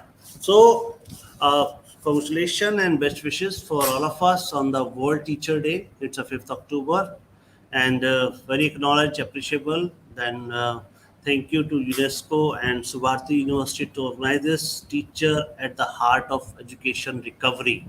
Yeah, definitely education recovery. Like a teacher work like a heart, and if heart is working, even then we are not in conscious, then doctor advice, yes, we can save its life. Like the teachers is the heart of education. If we talk about teacher, there's so many things I compile from the internet, and as you everybody knows, there's a teachers meaning abbreviation. As if we start our morning either with tea or coffee, so here is a tea is a morning alarm for all of us, those who want to be do something different in their life. So teacher meaning thoughtful, exemplary. We can talk about it's a accurate, creative, and helpful, honest, and heart. I'm not too much taking time in this, and teacher is a sort of energy bank. He is encouraging to all of us and definitely resourceful and responsible. There is a one WhatsApp message. I remember that one big leader who just bowed down on the Teachers' Day in India, 5th of September. He said, "Whatever I am today, just because of you." That teacher replied, "Don't embarrass us. We do our level best, but might be the things are different. All teachers are doing their level best." Here I give the one definition. Yesterday on the night I was making this PPT slide. So I was listening the Hari Om Sharanam ji. Bhaj Radhe Govinda. So this just thought comes in my mind. Teacher are like the second parent.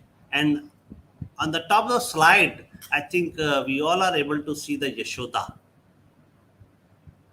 Yashoda, just she is the second parent of Lord Krishna. So same thing, we all teacher are doing. We become a second parent and we never have any kind of complaint. It doesn't mean we do not need some materialistic thing for our children. But yes, the making our happy face in the society, we number of time the teachers compromise. They compromise so many times. And they are devoting their time to coaching their student, and what Dr. Ranjana added, they are dedicated to learn more and more. Not only a teaching delivery of the lecture, they have to learn more and more how they can make a effective delivery of the talk. And ultimately, they make the student as a best citizen of the world and fulfill the need of society. Like Yashoda gave the entire butter to Lord Krishna. So all teacher, just we are shaking the milk and making a butter, and that butter we give it to our students. Here we can make a comparison, and you see we have a lots of information on net, lot of information in books, and we collect the all information. We make a small notes which is useful for the student, and we make the same thing. If I come out the next slide, the great teacher, at so many things talked by our earlier speaker, the great teachers inspired. It's talked by the Dr. Vikas. Great teacher always inspire. Yes, true. They are always inspired to the student. They make them a creative. So here, the great teacher want to be a better teacher. They make a better student, and they even a better person. If we can see the second point, uncovered hidden treasure and possibilities which is available in the student. And great teacher, they bridges the gap, building relationship, friendship, and community. And no, great teacher shows the kindness to the student, colleagues, parent, and those around her or him. The teachers are teachers. This empathy is a very important trait to have. Let's try to develop ourselves and our student, because sometimes we show the sympathy and empathy. Those are the same similar word, but there's a very big difference. Sympathy, we shows our sympathy with say some words. I added, we explain them entire syllabus, but in empathy, just we shows our eyes and put our hand on the shoulder of the person, then we understood the pain of each other, which is the empathy. And number of time, just teacher shows the face and eyes and says, don't worry, I am with you. You can do it. Number of time they motivate, they inspire to their students. And if we talk about, they always think about once yourself in someone's shoes, then you think, then you feel their perspective, how the words is changed. And you can take the decision, and the decisions and actions always depend on situations. We cannot say good or bad decision. We can say decision always taken as per situation. And more important, the teacher is always be a positive person, and it is not easy task to be always positive. It's very harder to always positive, because every teacher, first they are a human being. They have their own needs also, but they solve their own problem themselves with the limited solution. During pandemic, we listen 90% teacher from private school or private colleges, they are suffered. Not only they are suffered, even the owners of the school, they also suffered. They have a many liabilities than them, and the people are playing the different roles. Sometimes some leaders play the role. They provoke the parents and students, don't give a fees. And sometimes they play the role. They come in the front of the owners of school, just give the salary to the teacher. How it can be possible? The one inflow of water come, then it will go outflow. So situations were very critics, and it become a material of discussion in entire world. Only schools and teacher. Rest of all expenses will be conducted and given and to maintain their life. Everything was happened just except they make a big issue on the school, children, parent, and teacher. It's a really panic for all of us, very panic for all of us. We so-called nation builder, we so-called best citizen builder, but what happened we able to see in the last 2 years? Yeah, there is a 5% good part. We become a good learner, teacher become a good learner. So always see the brighter side of the situation and make things better. It is one of the special quality of a teacher. And here we can see a great teacher are like a musician. As like a musician, a director, music director, they know where we can give the pitch up, where give the pitch low, where we give the long voice, and where we can take a pause. So, like a musician, we know where we have to give the just strict instruction like a sa to our student, and sometimes we match the tune with the student, and student match the tune with us. Once the tune match with each other, then definitely we will get the very good result from it. Sometimes we become a ga for the grandparent. Some become ma is a mother, father, and DHA. If we talk about sare gama padha, we need to dhulai of the student, even though it's a fun time, but we have to do sometime. If we remember our days, just 25 years before, when I was in the class 10th or 12th, or maybe from class 6 to 7th, 8th, and some of my age group, those are the between 71 or 80 pass out. So they remember the time, what special feature in our teacher they can do the live without asking from parents. So these are the things are changed time to time. Now we cannot do the same thing. Yes, we can engage our student in some interesting thing. Like nowadays, we can show them a movies and just give them a movie analysis. Just we can show them some video clips. Then we can the video clips, and we can ask them what was in this video. If we shows the video of the 5 minute only, we can develop their observation skill. We can make observation skill test. So show them some interesting things and ask them what you get, what you find, what is good for you. And this is the very big saying in the world, heartbeat. Heartbeat is the best music in the world, because the today's webinar on the theme of teacher is the heart of education. And teacher is the best mentor in the world, we can say, and we can accept it. And what is this heartbeat? Heartbeat is the hope of life. If we saw some accident, first we check the heartbeat of the person. If heartbeat is okay, then we can say no, heartbeat is running. Then it means he have a hope of life. Then he carry on the person toward hospital, then shows to the doctor. So heartbeat is a very important. Like teacher is a very important for the society. It's a very important for the hope of life. As the pandemic has shown, teacher make a crucial contribution. Even then they are not supposed to be recognized as a frontline warrior or all, but some of the organization, they respect them, they recognize them. I saw one of the function in the Subharti big auditorium. They respect and they give the award to some of the teacher. And in Meerut, I able to see the Subharti in South India, in North India, and other part of Punjab, Gujarat. I have because of the president of the Sports Academy of India, so number of principals are associated with me, and some of the principals, some of the private organization, they give respect to the teacher, they give some reward to the teachers. It's giving some motivation to teachers also.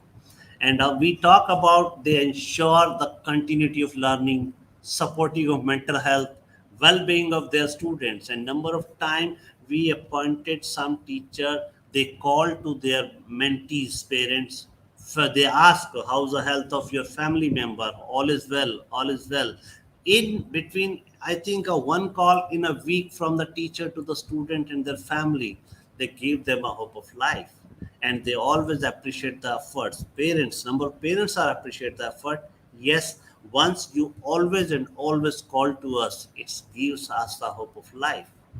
And if we talk about the student from the higher education, after completing their final year, either BTech, either BDS, MBBS, or either their MB, MC, or MTech program, final student, because every parent had hoped now our boys and girls will get the good job.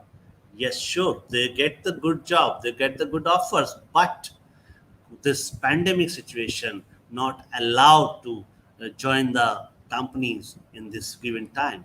So in this time, some of parents, they drop their ideas, their kid can be join the company. On that moment, the teacher play a very good role. They always and always inspire the boys and girls, students and parents. Just keep patience. Next year you can be do well because this year is not good for them. So ultimately, when we talk about the teacher as a heart, it's truly and truly acceptable. Teacher work like a heart, and here I am talking about the four function of heart. Even then, I am not a medical doctor, and might be some of you can understand this. That heart or teacher, they receive the deoxygenate blood. They receive the deoxygenate. I think if I talk about the teacher are collect the lots of information, then filter that information, and then they transfer and pump to give the other parts of body, means they give the good information after the filter to the students. If we talk about the pumping hormones, pumping oxygenated blood, and they maintain the balance. Here we can see the work of heart is to maintain the blood pressure, but work of teacher is maintain the balance of society. He maintain the mental and physical level of the student. Education, proper education, and which education is useful for the student, for the industry. They maintain the each and everything like a heart. And the listening of the fifth one, I am added 4 plus 1, because 4 giving us the medical terminology, and that plus 1, it's our virtual terminology, which we, you and me, we understand to each other. If we listen a good news or we listen a bad news, if affect our heart movement, if affect our heartbeat. And in the next slide, I am showing you fifth is a heart touching, very heart touching. This is a unique function of heart. Sometimes we can take it from our life, sometimes we can take it from the Bollywood or Hollywood. If we listen a good news, the words comes in mind, oh bale bale, dil khush ho gaya. It's what's heart. Heart is a fact of the listening the news, either good, if tell the good news, khush ho gaya. Or sometime we told, yaar, apne dil jeet liya. And if we talk, we listen the bad news, dil toot gaya or dil haar gaya. Even then practically it is not, physically it is not, but yes, emotionally. Dr. Ranjana talk about emotion and other speakers talk about emotion. This is the part of the emotion. Ki hum kab haar. There is saying, man ke haare haar hai, man ke jeete jeet. So man is a heart. And every time the heart is playing the good role for all of us. वो बोलते हैं दिल मजबूत कर लो, दुनिया आपकी जेब में आ जाएगी. So word from teachers, they always encourage students. And today, there's so many things talk about the teacher of 21st century. We listen the words from Vice Chancellor ji, Ranjana ji, then Anil Sherawat ji, Vikas ji. All speakers are talking the teachers of 21st century. And we have a 5 senses, seeing, hearing, smelling, then we can think, we can taste, and then we share the good information to the student. This is the role of the teacher. They look, they observe what is the good for their students, they transfer to them. teacher notice the word around, and sometimes they stops to the student, please don't go there, that is harmful for you.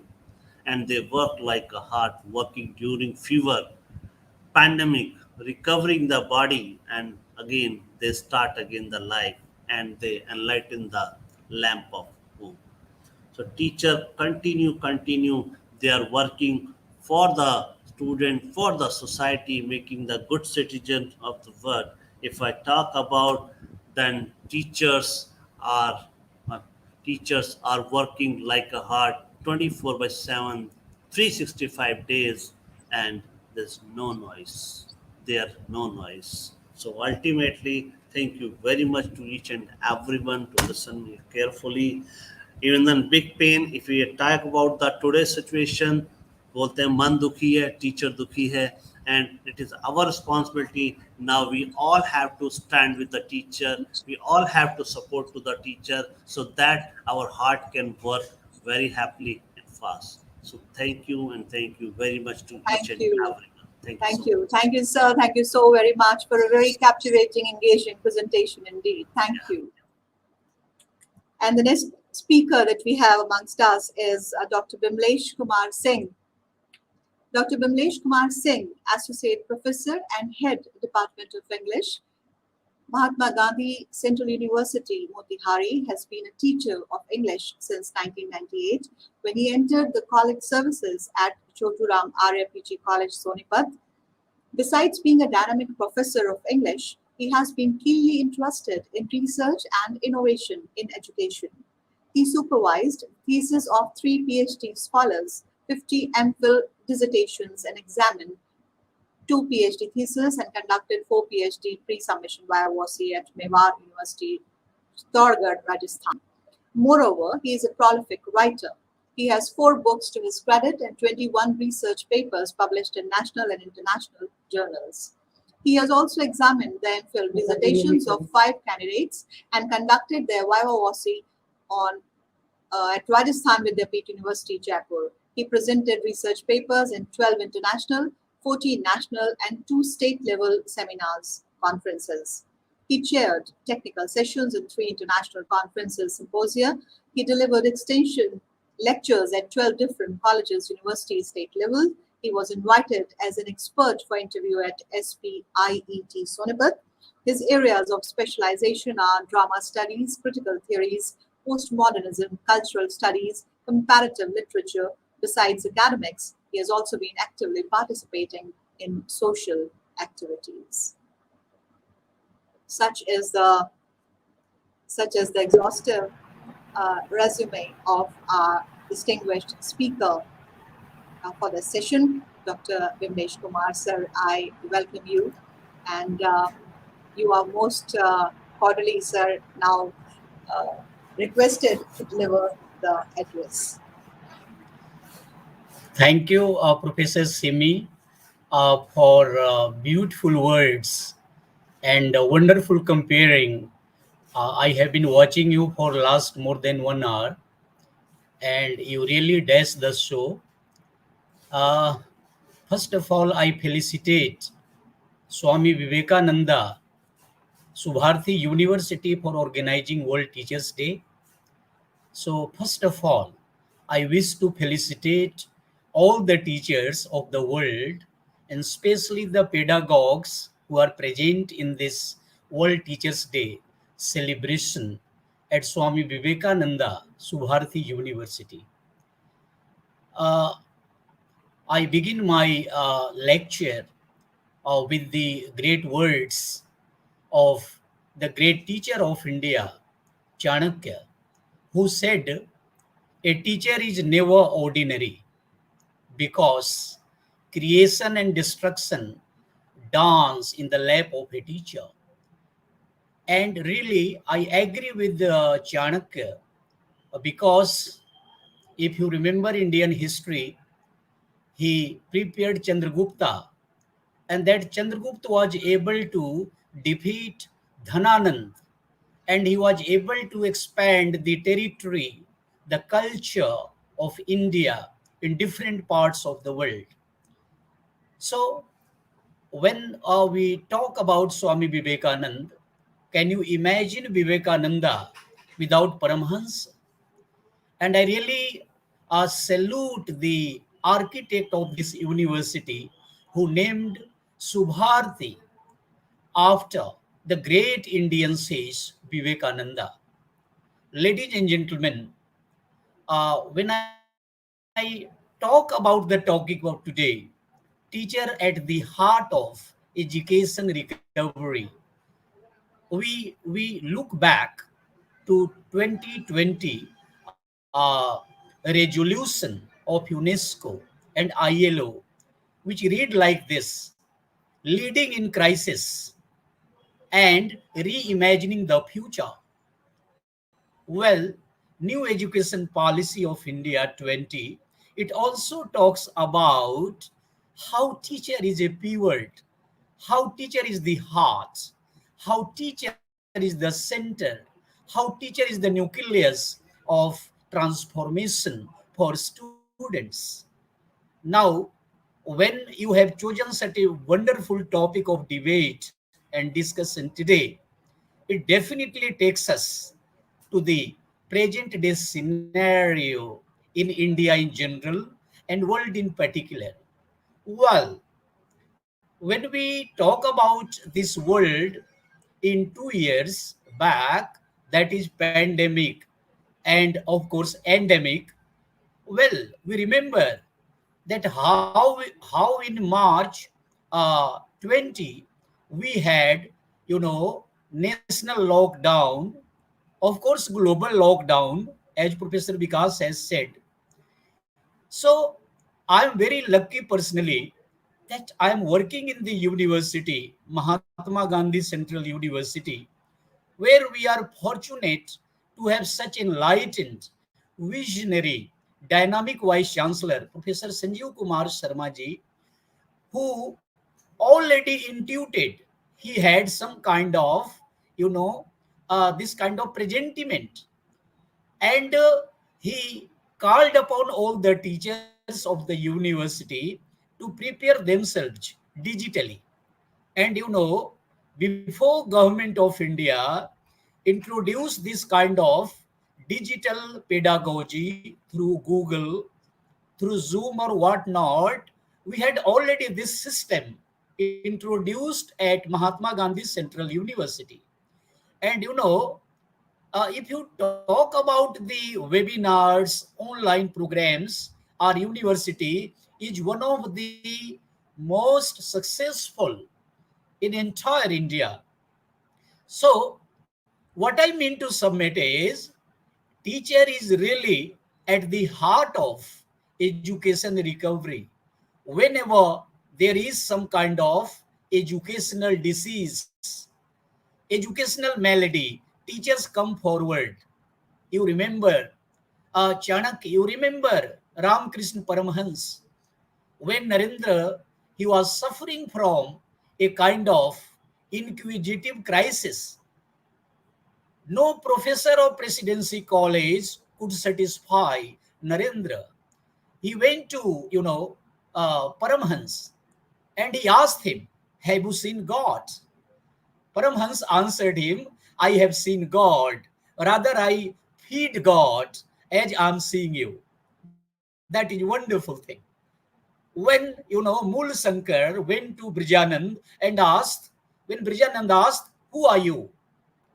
Mul Shankar said, this is what I have come to know from you, Guru. So what it means is, teacher has always been at the heart of education. And today, when we talk about, recovery, especially in post-pandemic scenario, remember the 16th US President Abraham Lincoln, who wrote a letter to his son's teacher. And he said, my dear teacher, he requested for so many things. Here, I would mention just one thing.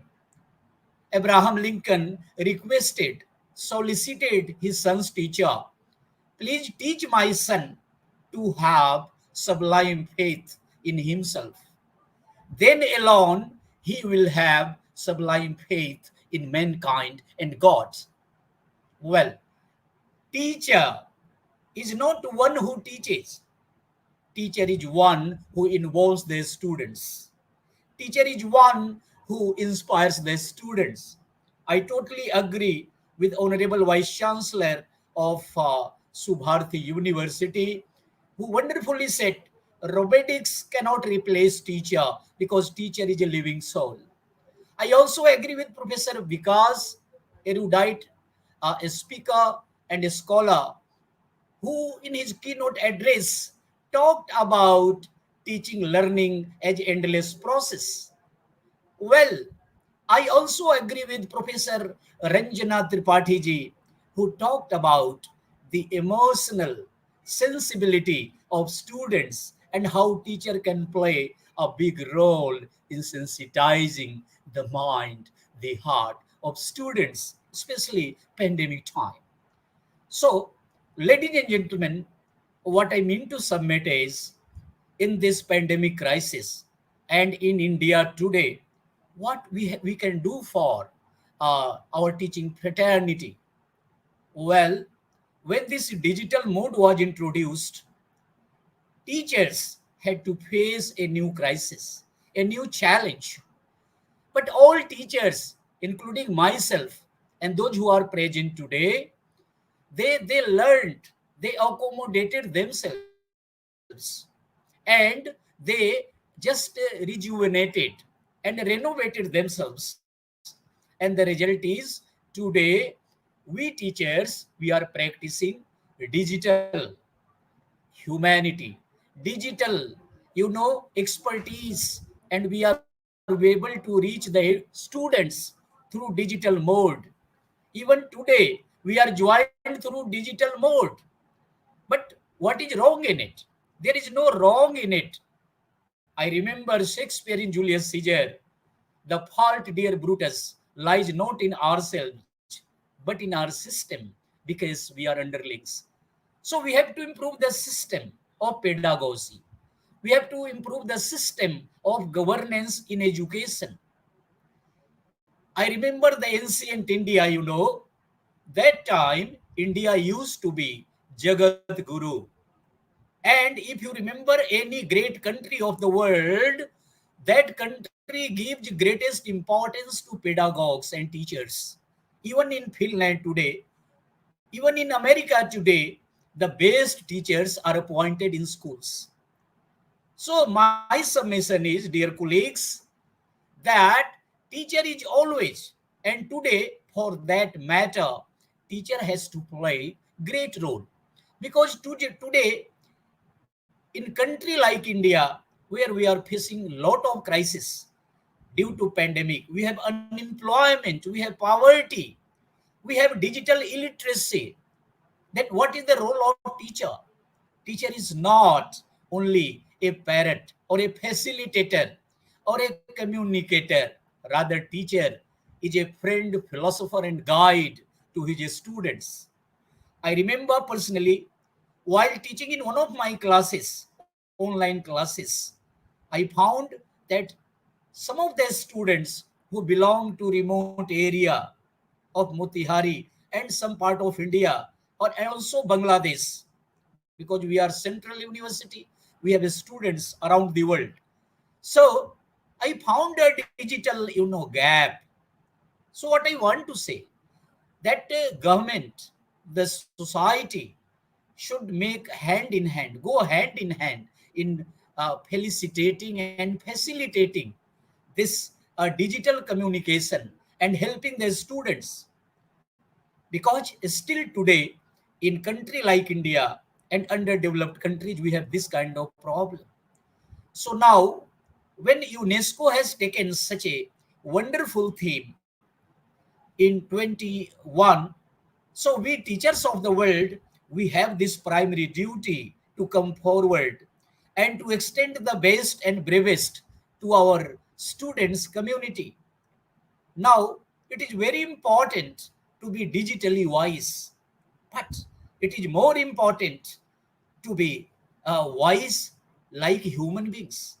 Medical humanity is more important than digital expertise. So I call upon all the teachers today who are listening to me, who are present here, please extend your digital horizon, but most importantly, flourish your human response towards students, which is very important. Always remember that students are the makers of teachers, and our students who are really waiting for us, we have to go long way in shaping them, in motivating them. So what is important in order to recover the education from malady, from its gaps, from its lapses? Today, we have to evolve ourselves as a true harbinger of educational system. Government come, government goes, but teachers remain forever. And teachers, they can work like a leader. They can work like an architect of their stakeholders, that is their true students. I remember 18th century pandemic novel, The Last Man by Mary Shelley. And in the ending of this novel, when the protagonist is left and he finds there is no one to rescue him, to live with him, he just cries, "Oh, let's live for each other. Let's live for life. Let's love each other." And the same is the case when we read the novel The Calcutta Chromosome by Amitabh Ghosh. Dear colleagues, dear teachers, my friends, we are the maker of society. Imagine, can you imagine Aristotle without Plato and Plato without Socrates? Dear students and dear colleagues, we are the real makers of this country, this world, and the real stakeholders, our recipients, the lovely students, the true God and Goddess in form of students. They are waiting for us. So I can only conclude my lecture by calling upon all of you. I remember a lyric from Gitanjali where the persona is talking about the situation that when the devotee in the form of student, he was just begging, and after begging in the evening, he had some alms in his wallet. And when he finds a golden chariot appears before him, and the golden chariot inhabited by God, he asks, oh my dear devotee, what are you carrying in your wallet? You know, this this beggar, this devotee who was worldly, and he could not tell the truth to the God, and he concealed some of the alms of the wallet, and he showed only a few alms. When God touched the alms became golden, and after this, God disappeared. When God disappeared, this beggar, this devotee started crying. He deplored that he should have given all the alms to the God. What I mean to share with you, that in this time of pandemic, endemic, and crisis, teachers have to be generous. We have to be large-hearted. We have to give all to our students. We have not only to be facilitator, we have to be benevolent. We have to be visionary. We have to be large-hearted, and we have to be wise otherwise. We have to give all to our students. We have to help them, not only educationally, financially, and otherwise also. So that will be a good job in the feather of educational career. So, with these words, I once again express my gratitude and thanks to Swami Vivekananda Subharthi University and for its dynamic, for its wonderful team, and his Honorable Vice Chancellor Sir, Pro Vice Chancellor Sir, and the bewitching comparer, Professor Simi. Once again, thank you very much. Once again, happy World Teachers Day. May God bless you. Thank you very much. Thank you so much, sir. You spoke about so many things. I mean, you basically have talked upon, touched upon the humanitarian side of the teachers by saying that the teachers have to be the givers. They have to give their all to the students, to the education system. If you want the things to overhaul, to be repaired, and to be, uh, come back on the rails, then the teachers have to play the role that they are known for. The role models. They have to be the role models. And the key word in the education system and for the teachers, particularly when we are talking about, is compassion.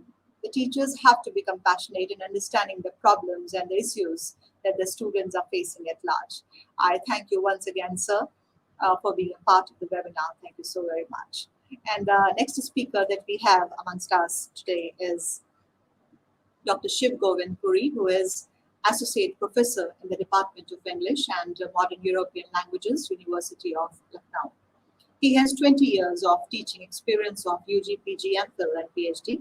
His research experience is extensive with 17 students, been awarded PhD degree in English and 4 MPhil in English under his guidance. His area of study includes ELT, Indian English Literature, and New Literatures.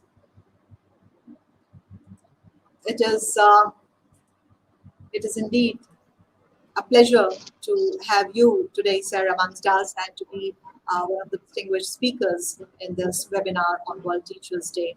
And we look forward to some invigorating ideas coming from your side so that everybody can be enlightened and enriched by listening to you. Over to you, sir. Thank you, ma'am. Sure that you have given me an opportunity to share some views. And as we have listened the previous speakers, they have given some philosophical and some very powerful lectures. And I would like to add something to the, teachers at the heart of education recovery from my side. And in which I would like to focus upon 2 things. The first, which is about the teacher's role, and the second about the teachers' empowerment of the post-COVID. As we know that the teacher is the, in different capacities, in different roles, he or she provides some situation for the students, learners to get some better horizons and better spaces.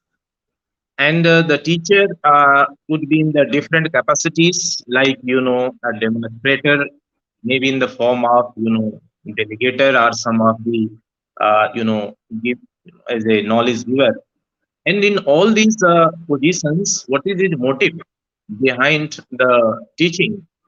As a teacher, would be focused upon giving some kind of capacity, or some kind of the qualities you would like to add to the learners, and also try to inculcate some kind of the idea through which a learner could be an independent, and also would be able to use or change his ideas in the real practices of the life.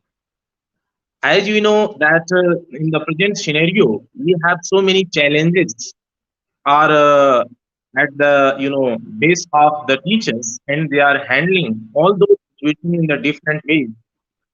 And as of that in the present scenario, we have also tried to think about the critical thinking that we want to develop in our students, so that they can become independent learner, ideas will also be created among them. So in these capacities, we have that our position is very challenging, and we have also to give our best to our learners. So as we have that our past speakers, early speakers, previous speakers have already talked about some of the philosophical aspects, as well as some of the real experiences of the life. And I think that would always be advisable for our learners, our future learners, and we should be focused upon them.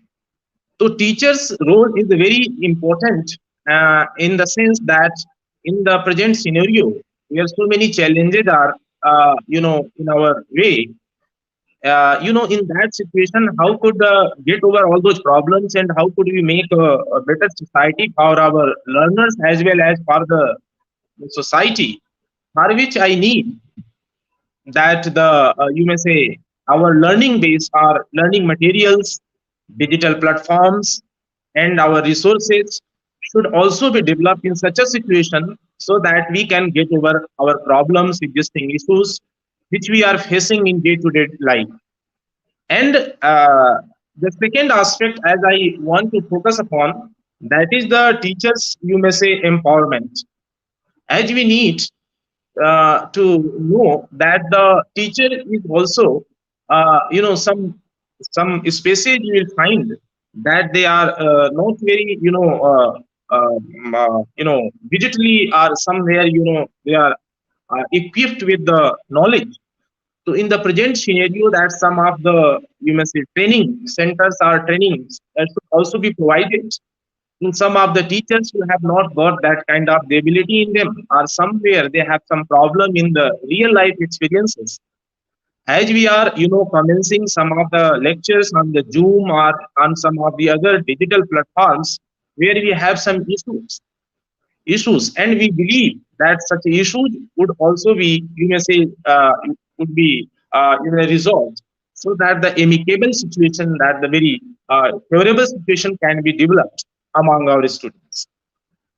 Another thing I understand at my level, that the para language has also a very important factor in communication or the delivery of our lectures, or you may say the teaching. So at that level, I think that the digital platform has not provided that situation in which we can focus upon the para language.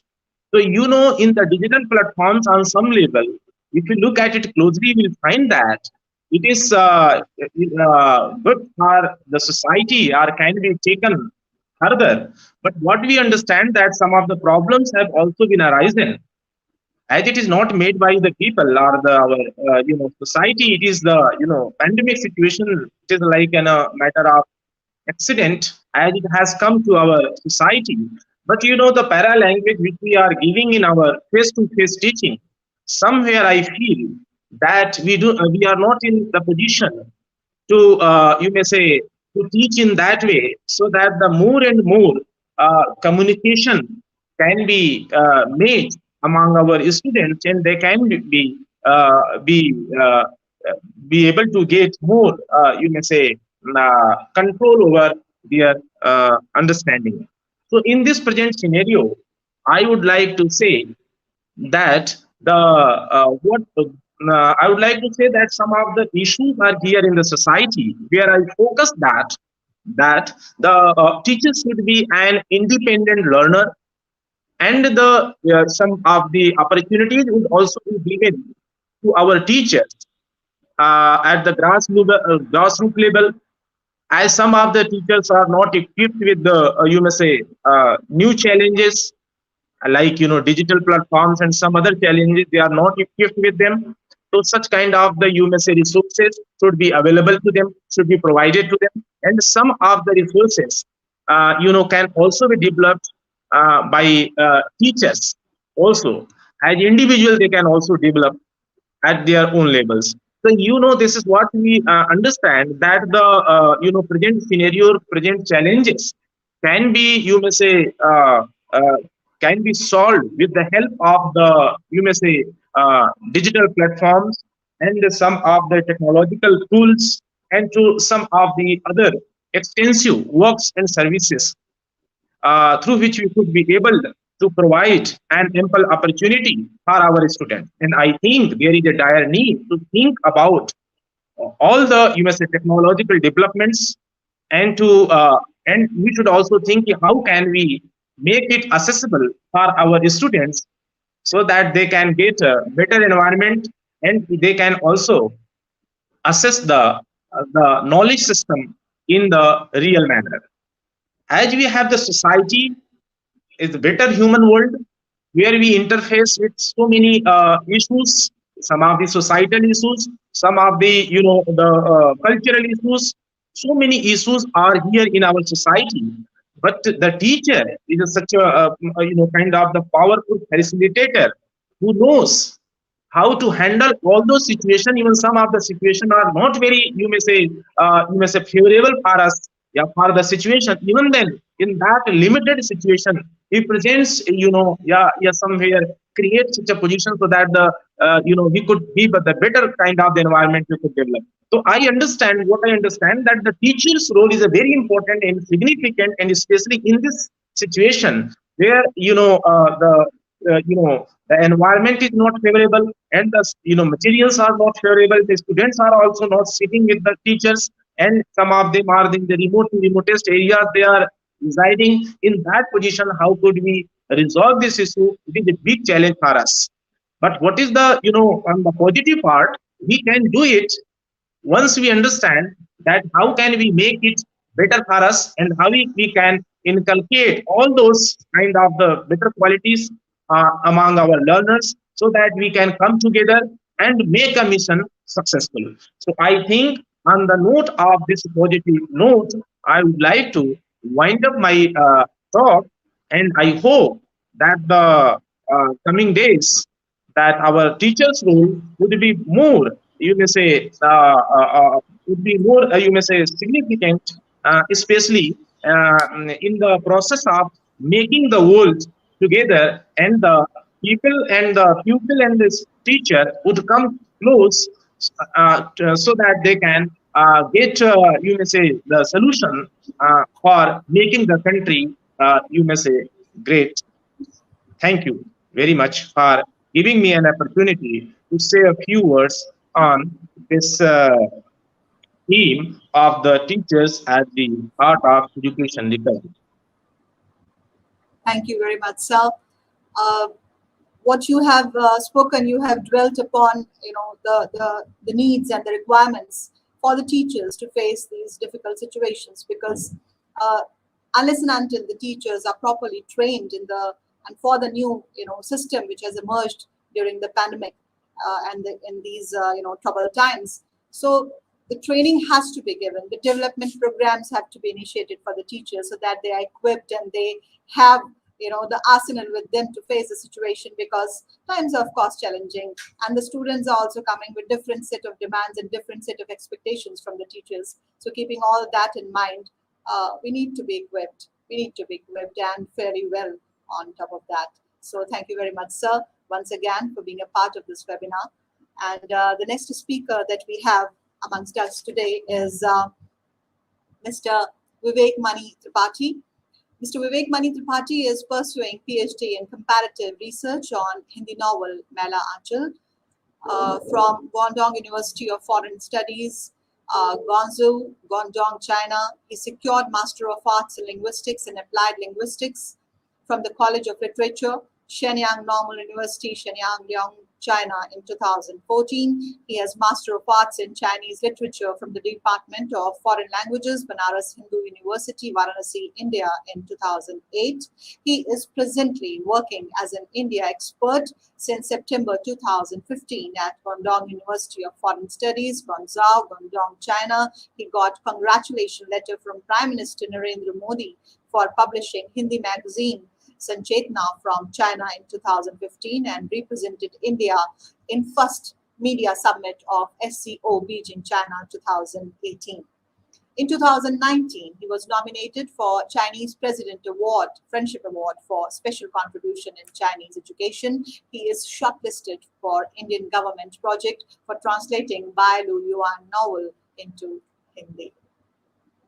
It's a very illustrious CV of our speaker, was very eminent and was doing a great job there offshores, and it's very kind of him that he has given his consent, and he's sparing his time also to be with us and to share his views on this theme for the World Teachers Day today, teachers at the heart of education recovery. Over to you, Mr. Mani, and we are waiting.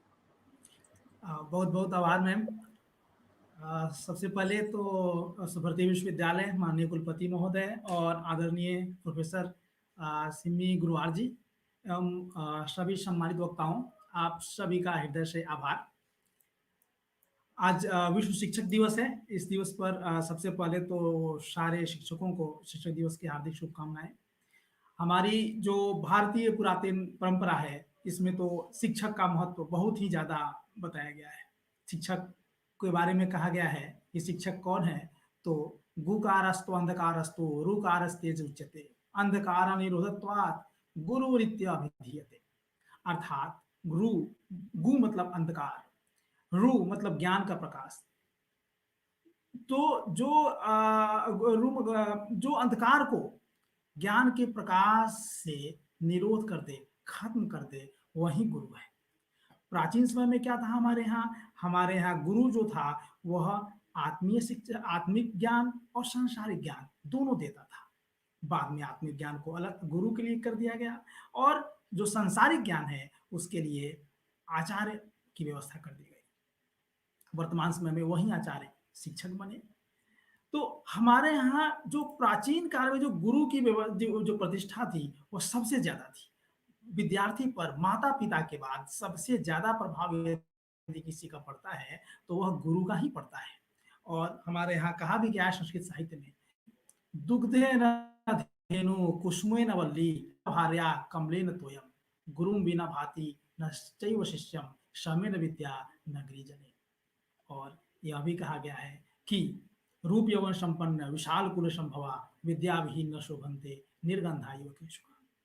विद्या के बिना कोई भी पुरुष, कोई भी स्त्री, कोई भी व्यक्ति नहीं शोभा पा पाता है। हमें और मनुष्य में और पशु में अंतर ही क्या है? क्यों? क्योंकि वह विद्या विहीन है और हमारे पास विद्या है। तो अब यहाँ पर प्रश्न उठता है कि जब विद्या इतनी आवश्यकता है, समाज की सबसे मूलभूत आवश्यकता है, इसको देगा कौन? तो हमारे गुरु देंगे, हमारे शिक्षक देंगे। तो जिस समाज में शिक्षक की महत्ता जितनी ज्यादा होगी वह समाज उतना ही आगे जाएगा। और इसका प्रत्यक्ष प्रमाण है हमारी भारतीय ज्ञान परंपरा, हमारी भारतीय ज्ञान संस्कृति। अभी पूर्व में जब विश्व में शिक्षा की परिकल्पना भी नहीं थी, तब हमारे यहाँ तक्षशिला, नालंदा, विक्रमशिला विश्वविद्यालय थे। और चीन के भारत को तो जगत गुरु कहा जाता है, लेकिन चीन के संदर्भ में तो भारत चीन का आध्यात्मिक एवं भौतिक गुरु दोनों रहा है। चीन से अभी यदि हम चौथी शताब्दी में, 7वीं शताब्दी में फाहियान, ह्वेनसांग, इत्सिंग जैसे महान बौद्ध तीर्थयात्री पैदल चीन से भारत जाते हैं। क्या करने? तो भारत के उस समय के विश्वविख्यात नालंदा विश्वविद्यालय में अध्ययन करने। यह थी हमारी गुरुओं की माता, यह थी हमारी उस समय के भारतीय गुरुओं की प्रसिद्धि कि सुदूर विश्व से लोग पैदल 5000 किलोमीटर दूरी तय कर पैदल आ रहे हैं। क्या करने? तो भारतीय गुरुओं के पास ज्ञान प्राप्ति करने। और यदि हम आज देखें, आज 21वीं सदी है, 21वीं सदी को ज्ञान की सदी कहा गया है। नॉलेज इकोनॉमी का शब्द, एक नया शब्द लाया गया है कि जिस देश का, जिस समाज का नॉलेज इकोनॉमी ज्यादा होगा उसका विकास भी उतना ही ज्यादा होगा। तो ऐसी परिस्थिति में, नॉलेज इकोनॉमी की स्थिति में, हमें ये नॉलेज इकोनॉमी आएगा कहाँ से? तो इस नॉलेज इकोनॉमी के लिए की स्थिति में हमारे शिक्षकों की महत्ता, हमारे शिक्षकों की उपयोगिता और ज्यादा प्रगाढ़ हो जाती है और ज्यादा महत्वपूर्ण हो जाती है। तो आज हम देखें, आज ज्ञान विज्ञान की सदी है। यदि हम 50 साल पहले का विश्व देखें और अभी का विश्व देखें, इन 50 वर्षों में हमारे समाज ने, हमारे विज्ञान ने बहुत ज्यादा प्रगति की है। और इन प्रगति में सबसे ज्यादा जो श्रेय किया जाता है तो हमारे गुरुओं को जाता है, वो हमारे शिक्षकों को जाता है, जो शोध करते हैं, विद्यार्थियों को शोध के लिए प्रेरित करते हैं। चीन में भी, यदि हम चीन के परिप्रेक्ष्य में देखें तो चीन में भी गुरुओं को बहुत ज्यादा महत्व दिया गया है। और चीन में भी गुरु का स्थान सबसे ऊपर है। और चीन में एक दार्शनिक हुए थे कन्फ्यूशियस, जो भगवान बुद्ध से 25 वर्ष छोटे थे। तो उसमें भी चीन भारत की तरफ टुकड़ों में विभाजित था और युद्धरत था, आपस में युद्ध करते रहते थे। उसमें कन्फ्यूशियस आए और उन्होंने, जब उन्हें एक सभ्य समाज बनाने का उपदेश दिया, एक सहिष्णु समाज बनाने का उद्देश्य दिया, तो उन्होंने सबसे पहले किसकी आवश्यकता बताई? उन्होंने ज्ञान की आवश्यकता बताई कि सबसे जरूरी है एक ज्ञान का होना, एक ज्ञानपूर्ण समाज का होना, और उसके लिए उन्होंने एक शिक्षकों की अनिवार्यता बताई कि ज्ञानपूर्ण समाज तो कैसे बनेगा, तो शिक्षकों के बिना ज्ञानपूर्ण समाज नहीं बनेगा। और इसके लिए उन्होंने शिक्षक की महत्ता पर बहुत ज्यादा ध्यान दिया, और शिक्षकों के लिए उन्होंने बहुत सारे अपने सूत्र भी लिखे कि जो हम एक चाहते हैं सभ्य और सहिष्णु समाज बनाना, तो हमें एक शिक्षित समाज बनाना, तो हमें एक उसके लिए शिक्षकों की आवश्यकता पड़ेगी, और उसके लिए हमारे शिक्षकों के पास क्या गुण होना चाहिए। तो उन्होंने जो सबसे पहला बताया कि द यूवेशियन, कि जो नैतिक शिक्षा होनी चाहिए वो सबसे महत्वपूर्ण होनी चाहिए, और जिसका प्रभाव चीन में, ये कन्फ्यूशियस ने आज से 2500 साल पहले चीन में कहा था, और उसका प्रभाव आज भी चीन में है। आज भी चीन में नैतिक शिक्षा और सैन्य शिक्षा अनिवार्य है, स्कूल से लेकर विश्वविद्यालय तक। हमारे भारत में भी ऐसा होना चाहिए। हमारे भारत में नैतिक शिक्षा एक विषय के रूप में तो पढ़ाया जाता है, लेकिन अनिवार्य विषय के रूप में नहीं पढ़ाया जाता है, और जिसका हानि क्या है कि हमारे जो विद्यार्थी हैं, हमारे जो विद्यार्थी पढ़ने के बाद सफल तो हो जाते हैं, लेकिन सार्थक नहीं होते हैं। सफल और सार्थक में क्या अंतर है? जैसे यदि हम पढ़ लिखकर अच्छी नौकरी प्राप्त कर ली, अच्छे पद पर चले गए, लेकिन यदि हम अपने परिवार के लिए, अपने समाज के लिए यदि सार्थक नहीं है, हम देश हित में, राष्ट्र उत्थान में, एक सहिष्णु समाज बनाने में यदि अपना योगदान नहीं दे पा रहे हैं, हम भ्रष्टाचार कर रहे हैं, चोरी कर रहे हैं, तो हम सार्थक नहीं हैं। सफल होते हुए भी हम सार्थक नहीं हैं। तो यह सफलता के साथ साथ आज की विद्या क्या हो गई, आज की शिक्षा को सफलता केंद्रित बना दिया गया है। हमारे विद्यार्थी पूरी तरह सफलता पर केंद्रित है, कैसे उन्हें सफल होना है, सार्थक होना है कि नहीं होना है, इस पर हम लोगों ने ध्यान छोड़ दिया है। जबकि हमारी जो प्राचीन भारतीय ज्ञान परंपरा थी, उसमें सार्थकता की ज्यादा प्रधानता थी। तो ऐसी स्थिति में हमारे भारतीय गुरुओं की, भारतीय शिक्षकों की जो महत्ता और महत्वपूर्ण होती है, और उनका यह फर्ज है कि वे विद्यार्थियों को सार्थकता के, सफलता के साथ साथ सार्थकता के लिए प्रेरित करें, और नैतिक शिक्षा पर भी ध्यान दें। इसलिए चीन में अभी नैतिक शिक्षा एक अनिवार्य विषय के रूप में विद्यालय और विश्वविद्यालय में पढ़ाया जाता है। उसके बाद कन्फ्यूशियस ने एक और सूत्र दिया था कि इन छात्र चाओ। इन छात्र चाओ का अर्थ होता है कि विद्यार्थियों को उनके पृष्ठभूमि के अनुसार पढ़ाना चाहिए। जो तत्कालिक चीन था, तत्कालिक चीन में जो शिक्षा थी, शिक्षा व्यवस्था थी, तो उसमें बड़े लोग भी आते थे, छोटे लोग भी आते थे, और सभी विद्यार्थियों की जो सीखने की क्षमता थी वो एक समान नहीं होती थी। कुछ जल्दी समझते थे, यह तो वर्तमान समय में भी है। तो उन्होंने शिक्षकों के लिए जो अनिवार्य शर्त रखी कि शिक्षक को कैसा होना चाहिए, तो शिक्षक को विद्यार्थियों के अलग अलग जो उनकी कैपेसिटी है, जो उनकी क्षमता है, उसके अनुसार शिक्षा देना चाहिए। और यह आज भी चीन में भी इसका पालन किया जाता है। फिर कन्फ्यूशियस ने एक और कहा था कि स्वे ईचुयों की शिक्षा कैसा होना चाहिए, शिक्षा ऐसा होना चाहिए कि जो उपयोगी हो, जो उपयोग में लाया जा सके, और उसको उपयोगी बनाना भी चाहिए। और इसका मैं एक उदाहरण दूंगा चीन में। जैसे चीन में क्या होता है कि चीन में 4 साल का स्नातक होता है, स्नातकोत्तर 3 साल का होता है, और जो चतुर्थ वर्ष होता है स्नातक का और स्नातकोत्तर का तृतीय वर्ष, उसमें विद्यार्थी 6 महीने एक शोध पत्र लिखते हैं, लघु शोध निबंध, और अगला जो 6 महीना होता है वे कहीं कार्यानुभव लेते हैं, कार्य करने का अनुभव लेते हैं।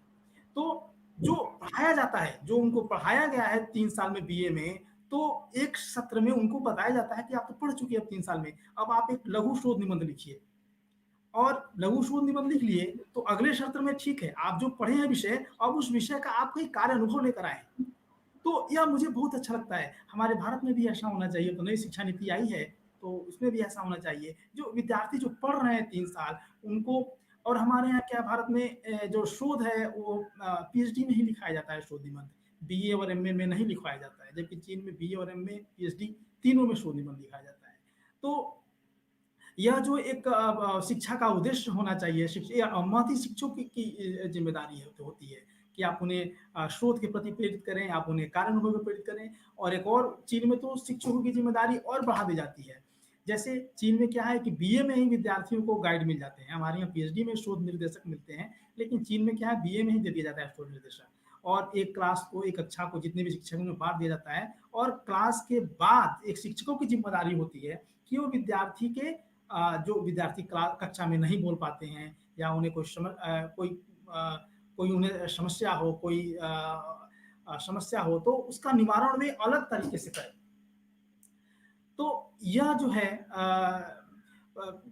तरीका वो मुझे ज़्यादा अच्छा लगता है। और उसके बाद एक और जो कन्फ्यूशियस ने कहा कि येन छुआनसन चाओ, कि शिक्षक जो पढ़ाना चाहते हैं, जो बताना चाहते हैं, उसको वे लोग अपने जीवन में भी लाएं। मतलब ये नहीं कि केवल हमें कहना है कि ऐसा होना है, ऐसा करना चाहिए, ऐसा होना चाहिए, उसको अपने जीवन में भी उतारना चाहिए। यह शिक्षकों के लिए सबसे अनिवार्य शर्त है कन्फ्यूशियस के अनुसार, और यह इसको अभी चीन में भी उतारा गया है इस सूत्र को।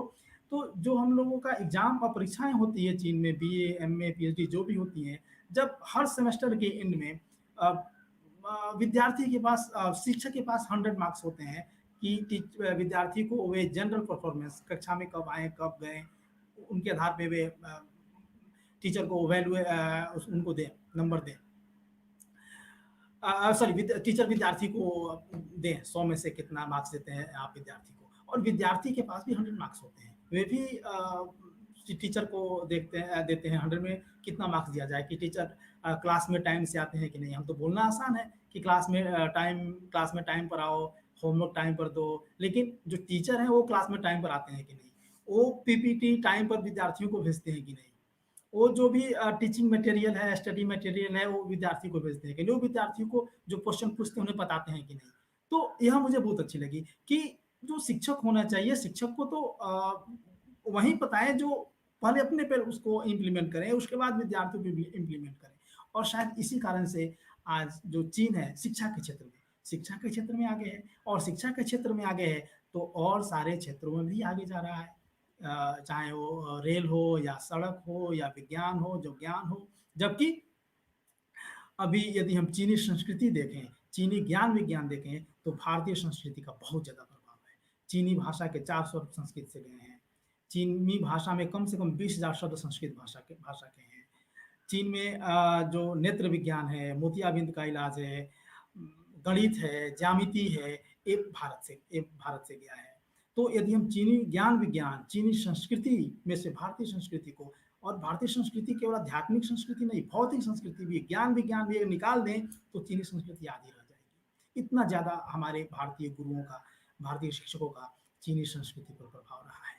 और लेकिन चीनी लोगों ने क्या किया कि जो चीनी लोगों ने अभी वर्तमान में अभी भी जो उनका प्राचीन ज्ञान विज्ञान है, उन्होंने अपनी प्राचीन ज्ञान को, प्राचीन जो उनकी ज्ञान परंपरा है, ज्ञान संपदा है, उन्होंने उसको आधुनिक ज्ञान के साथ लिया है। केवल आधुनिक ज्ञान को आंख मूंद कर नहीं ले लिया है, और उसमें आधुनिक ज्ञान तो ले ही रहे हैं, शिक्षा पद्धति, उसके साथ अपनी पुरातन शिक्षा पद्धति, पुरातन शिक्षा ज्ञान संपदा को एक साथ लेकर आगे बढ़ रहे हैं। हमारे अभी भारत में क्या है कि हम लोगों ने अपनी पुरातन ज्ञान परंपरा को, पुरातन शिक्षक परंपरा को, पुरातन गुरु परंपरा को हम लोगों ने छोड़ दिया है।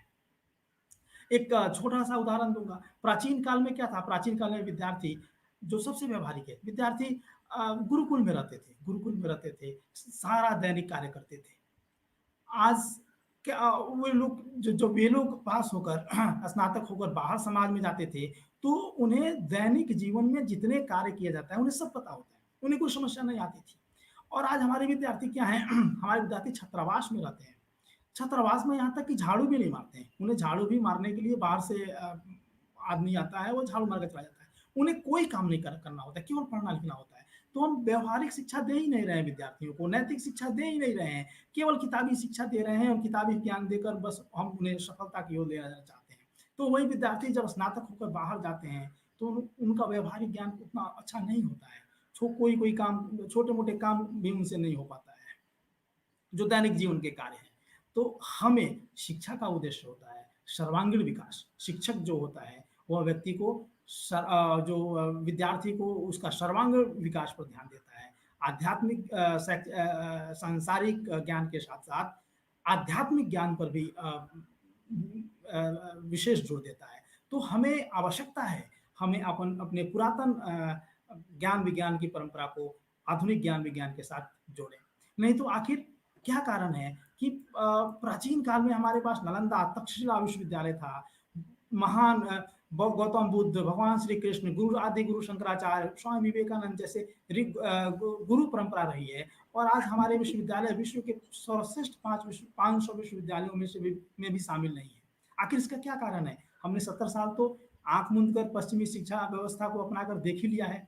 तो हमें आवश्यकता है कि हमें अपनी प्राचीन ज्ञान परंपरा को भी साथ लाने की।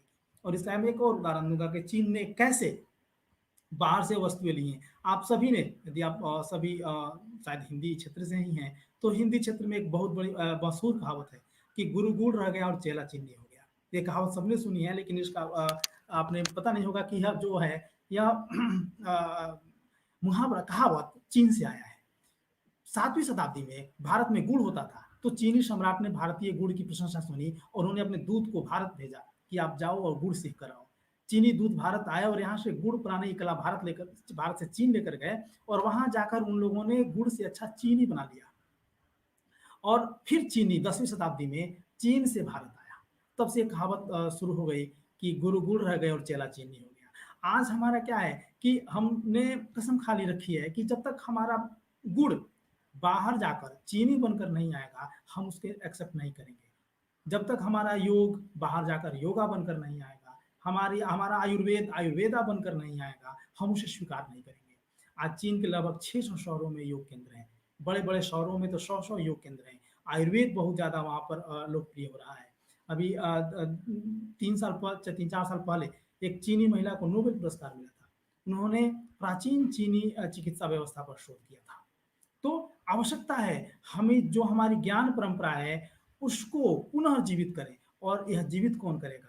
इस हमारी जो पुरानी ज्ञान परंपरा है उसको जीवित कौन करेगा? तो इसकी जिम्मेदारी हमारे गुरुओं पर, हमारे शिक्षकों पर है कि वे आगे आएं और हमारी पुरानी ज्ञान परंपरा को नई ज्ञान परंपरा के साथ आत्मसात करें, एक साथ करें, और फिर हमारे विश्व को, जो हमारा जो देश, विश्व को एक सहिष्णु विश्व बनाए। जो हमारा संसार है, जो हमारा देश है, एक विकासशील देश से विकसित देश बनाए। क्योंकि 21वीं सदी ज्ञान विज्ञान की सदी है, नॉलेज इकोनॉमी की सदी है। इसमें वही समाज, वही देश विकासशील से विकसित होगा जिसकी ज्ञान परंपरा समृद्ध होगी।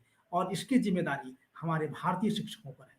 तो इसलिए आशा करते हैं कि जो हमारे भारतीय शिक्षक हैं अपनी महान गौरवशाली गुरु परंपरा को पहचानेंगे और उसको आत्मसात कर हमारे देश को, हमारे भारतवर्ष को विश्व स्तर पर और आगे ले जाएंगे। बहुत बहुत धन्यवाद। बहुत बहुत धन्यवाद विवेक मानी जी। बहुत ही सुंदर शब्दों में आपने अपने विचारों को प्रस्तुत किया, और बिल्कुल सहमत हैं आपकी बात से कि जब तक जिस समाज में शिक्षक की भूमिका और शिक्षक की उपादेयता नहीं होगी, वो समाज कभी भी अग्रसर नहीं हो सकता। नैतिक शिक्षा पर बल दिया जाना चाहिए। Do practice what you preach. Similarly, जो हम अपने शिक्षक जो अपने छात्र है, तो ये कुछ ऐसी बातें हैं जो एज ओल्ड विजडम का हिस्सा रही हैं, उन्हें आपने अपनी इस प्रस्तुति में शामिल किया। बहुत बहुत धन्यवाद आपका इस वेबिनार से। Now I would like to invite for vote of thanks Professor Dr.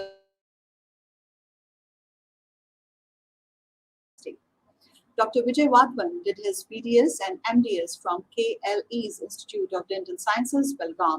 He is professor and head Department of Oral Pathology at Subharati Dental College. He has been actively teaching both graduates and postgraduates since 2003. He has got a number of publications to his credit. He is actively involved in co-curricular activities and is involved in many committees of the university. May I very kindly now invite the Pro Vice Chancellor of Swami Vivekanand Bharati University, Dr. Vijay Wadhwan sir, to please come and extend vote of thanks.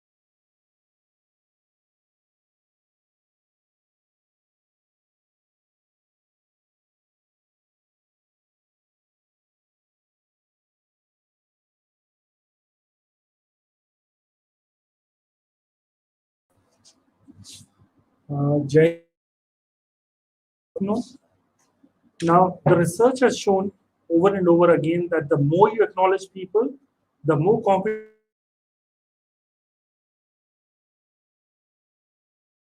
you. Very well said. A teacher will never know where his or her influence stops. Ladies and gentlemen, on behalf of the organizing team, I, Dr. Vijay Vadwan, Pro Vice Chancellor, Swami Vivekanand Chair University, would like to extend the vote of thanks to all those who are with us during this webinar on the occasion of World Teachers' Day. I cannot thank everyone adequately for their contribution and the willingness they have expressed to be a part of this webinar. Let me begin by thanking the God Almighty for making today's webinar a well-attended one. By His blessings and grace, we are able to make the event what it was.